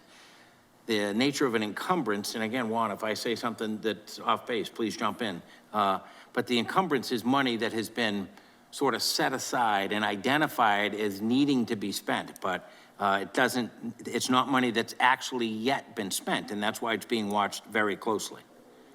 So that would not take that's a very long answer to your question, that it would not take a vote of the school committee to not spend all of that $5 million. Right, and I'm not gonna spend all night in this, but the munis budget is $17,035,000. That's the bottom of page 2, says munis budget, and the encumbrances are $5,428,551. So you're telling me that they're going to spend $5 million less, or that munis budget could have been down around 12 or 13 million? No, I'm not saying that at all. If you look at the report that we provided, it's showing if they spend all of that $5 million, Yep. then the non-net school spending will be in a deficit of approximately $888,000. What I said to Councilor Thompson and then repeated to you is what has happened the last couple of years is that they have been able to identify costs within non-net that are appropriate expenses for circuit breaker and cover those deficits through that. So they have not come back to the city looking for a further appropriation. Okay, so maybe, I mean, I don't know whether I've got something different, and I don't know about my colleagues. This is what was on my desk when I came in, Right. non-net school spending. I don't have any $888,000 figure. It should be on the very last page of that packet, no? It's not here.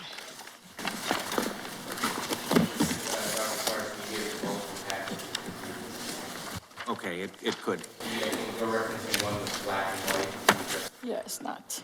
Okay, why don't we do this, Counselor? If you want to send me the page that you're looking at, then I can schedule, as we do frequently, to have a meeting to address it. But I think that the exact numbers, I think, are less important than the process, right? And that is what we've done the last several years, is we monitor this number very closely. As we get close to June 30th, we work with Open Architects and with the school financial staff to identify expenses that are appropriately covered by circuit breaker, and we finish the year without the need to have to come back to the city council and ask for additional funds. I anticipate that that will be the case this year.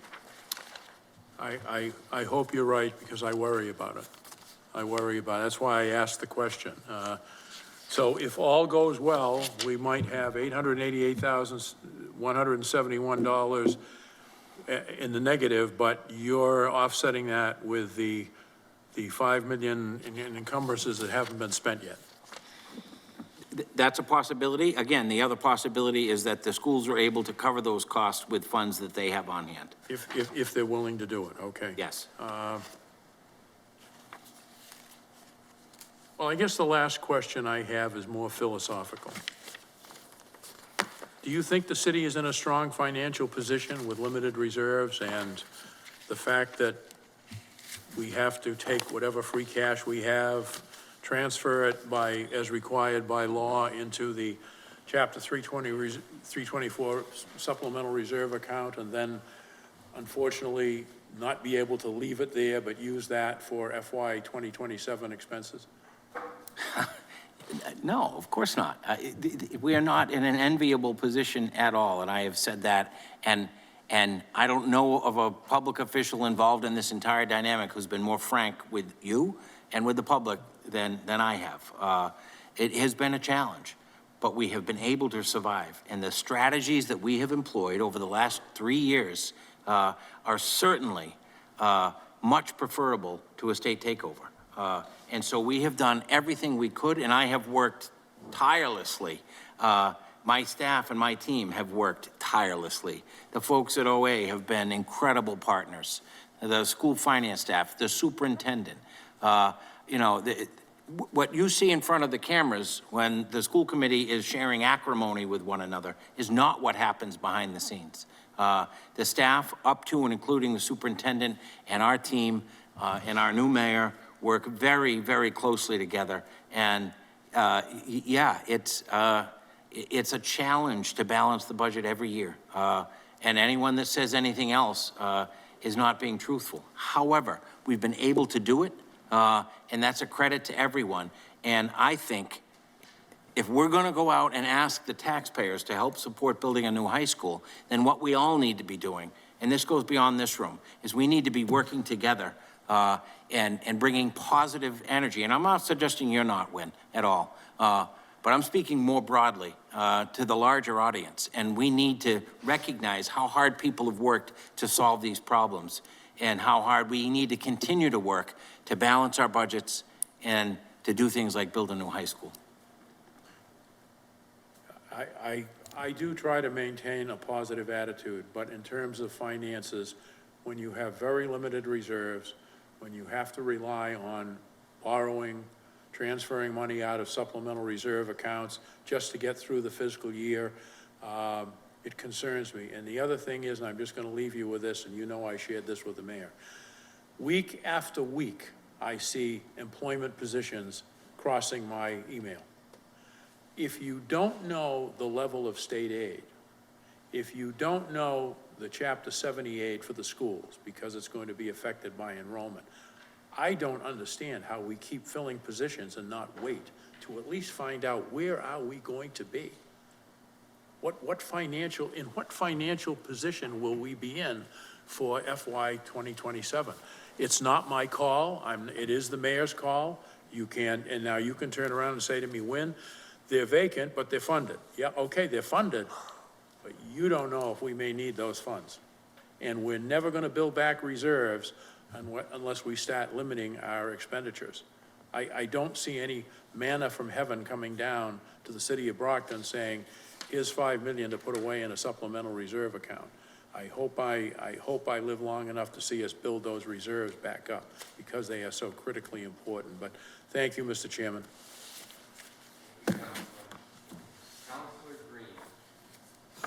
Thank you, Dr. Clarkson and Mr. Gonzalez. I just have a few questions, and I'll be as quick as I can. If I could just make a request, I think. Thank you for all the documents that you provided and all this extensive information in terms of the other budget and where we are financially. I think it would be extremely helpful just to kind of keep us on track and to kind of know where we are in terms of documents being reference to perhaps assign some kind of document number to the documents that you present to us, just so that we can easily follow along what you're referencing at any point in the conversation. I have a couple questions on the PowerPoint document that you presented, and I'm just going to kind of flip through real quick here. On page 2, status of FY26 budget, you mentioned that we're looking at the bottom of the other page, actually. We're looking at a water rate increase.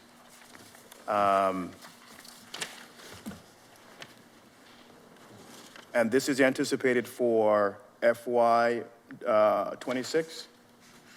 27, I'm sorry.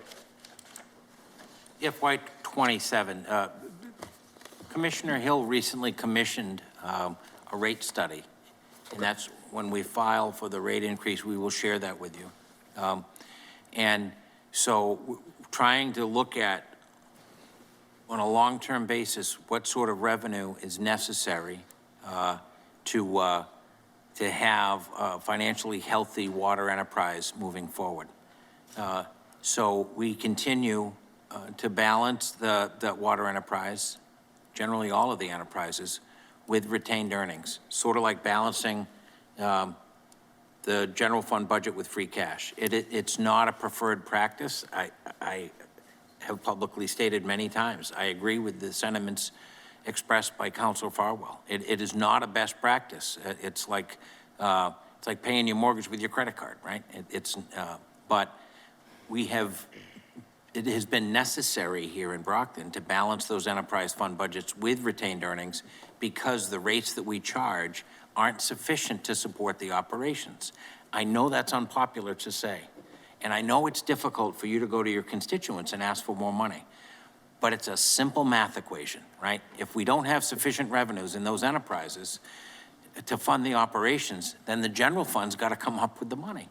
So Pat commissioned a study so that we could come objectively to you and look at, on a long-term basis, what is needed in that water enterprise to provide revenue to support the operations on a long-term basis. Now, there are several factors that could influence that, including if we do purchase the Aquaria plant and we're relieved of significant, that $9 million annual expense in the enterprise that we pay to Aquaria, then those dynamics could change significantly. But we at least thought it was important because Pat and I have both been saying for several years, and we've had conversations with you about the need to address the water rates so that we're creating long-term financial sustainability in that fund. Okay. And we'll see this, whatever this increase is, we'll see this. I anticipate we actually, the deadline for filing for your next meeting was today, and we really wanted to take the time to have a package, I think, that was comprehensive, so we held off. And so it'll probably be, I would say you only meet once in June, other than for the budget, just a finance committee once in June. So it will probably be either for your second FinCom in May or in June. Okay. And while we're on water, I'm looking at the DSL letter. On that first page, the second bullet. So $8,739,692 certified cash was transferred to a few different accounts to fund those accounts, and one being the trash enterprise fund for $138,196. I'm assuming that is because there was a shortfall in that account, and that's why the other transfer was made, correct? That is correct, that the revenues collected from the refuse, the trash rates were not sufficient to cover the operations. And as we've said to you, we anticipate that deficit in that enterprise will grow should you not move forward with the rate increase. That deficit will grow to over $1 million this year. And then the general fund will have to cover that. And that's $1 million out of that same general fund that will have to come from somewhere. Okay. Likely public safety. And that transfer was for FY '25, right? Right. Okay. All right, I'm going to go to page 3, back on your PowerPoint report. The school net spending. 7.2 mil in FY '24 and 7.5 in FY '25 was fully appropriated to the schools, right, for net school spending. Will 100% of these appropriations, 7.2 and 7.5, be available to the school department in subsequent years? That money is currently available to the schools without any further action required from this body. Okay, all right. And all of those funds are available to schools. All righty. I'm going to go to the next page. Yeah, the DOR tax rate letter.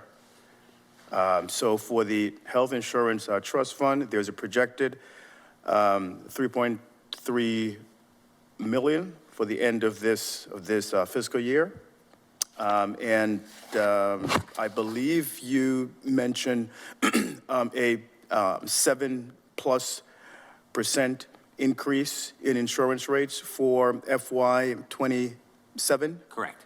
Okay, and that is, I'm taking into account the estimated 3.3 mil in surplus, correct?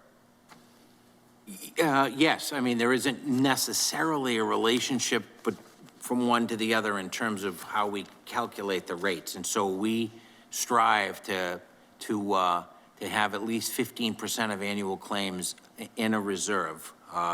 And we also have to have, should we cease to provide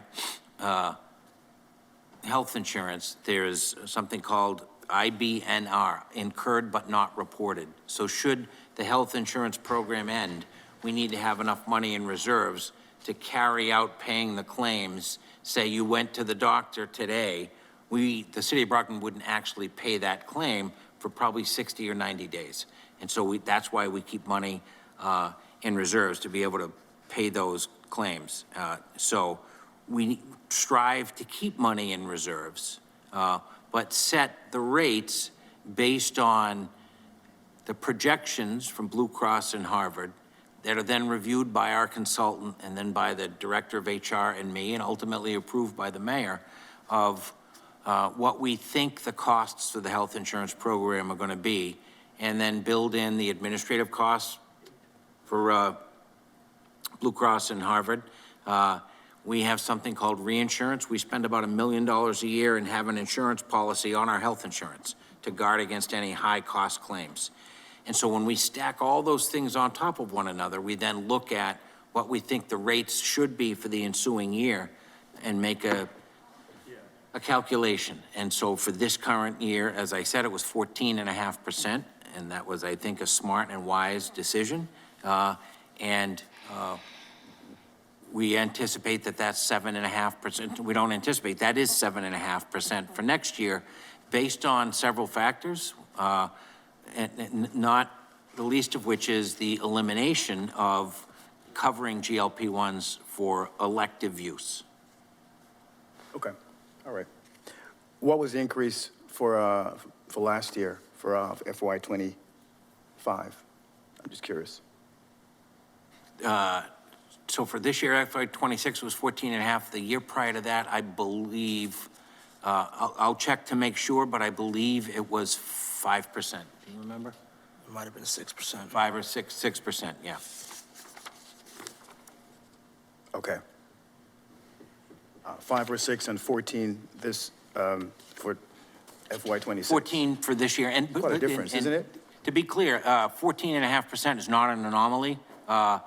Self-funded municipal health insurance programs throughout the Commonwealth were right in that same area. Many of them were higher. The Group Insurance Commission, which provides insurance, health insurance to state employees, I believe was higher than the 14.5. So it was not, it was right in line with what we saw in public health insurance programs throughout the Commonwealth. Okay, all right, thank you. Final question. I'm going back to page 2 of your presentation. A projected 10 million surplus. And I'm looking at the expenditure report, and I noted that there are several departments or several line items that is 100% or more in terms of their spending. What's the plan to remedy these departments or these line items that have exceeded 100% of their expenditures? Are we looking at supplemental appropriations? Are we looking at transfers in different places? And how does that relate to this projected 10 million that you're projecting? Excellent question. So there's a couple of different ways we deal with it. Some of them can be dealt with through what's called a journal entry. That is, some of these, as you can imagine, with a $600 million budget, sometimes human error occurs and things just get booked in the wrong line. That happens. There were, like, for instance, I'll find it here, but in the elections office, there was an amount in overtime. Let me try to find it here. Elections.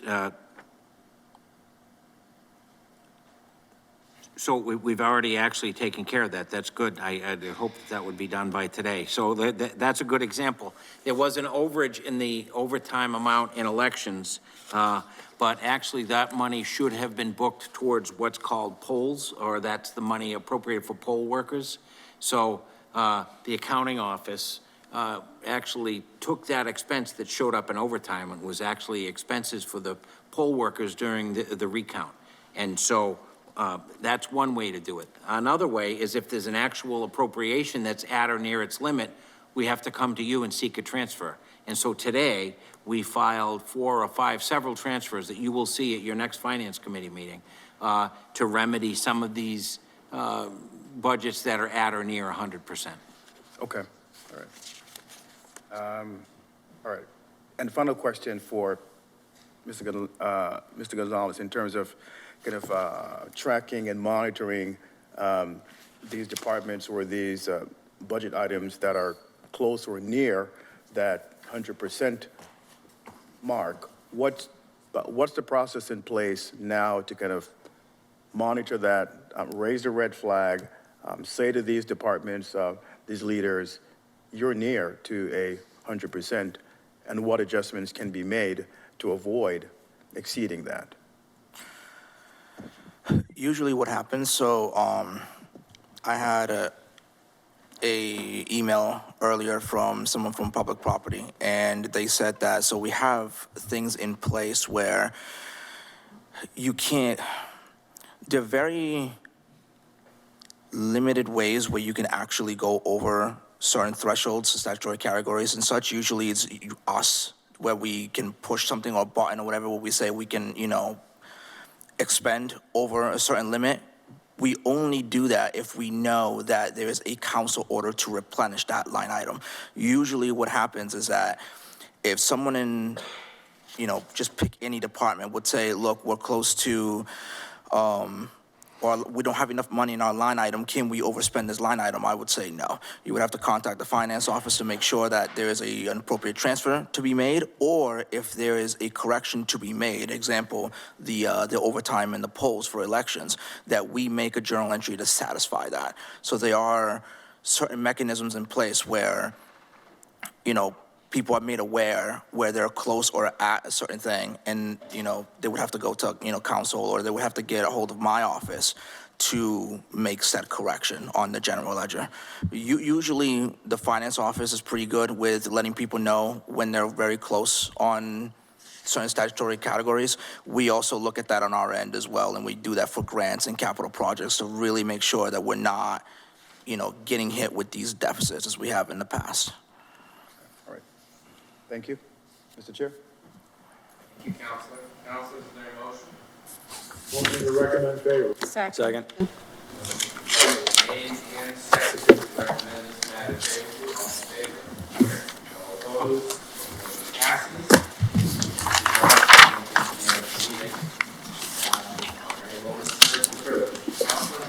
Thank you.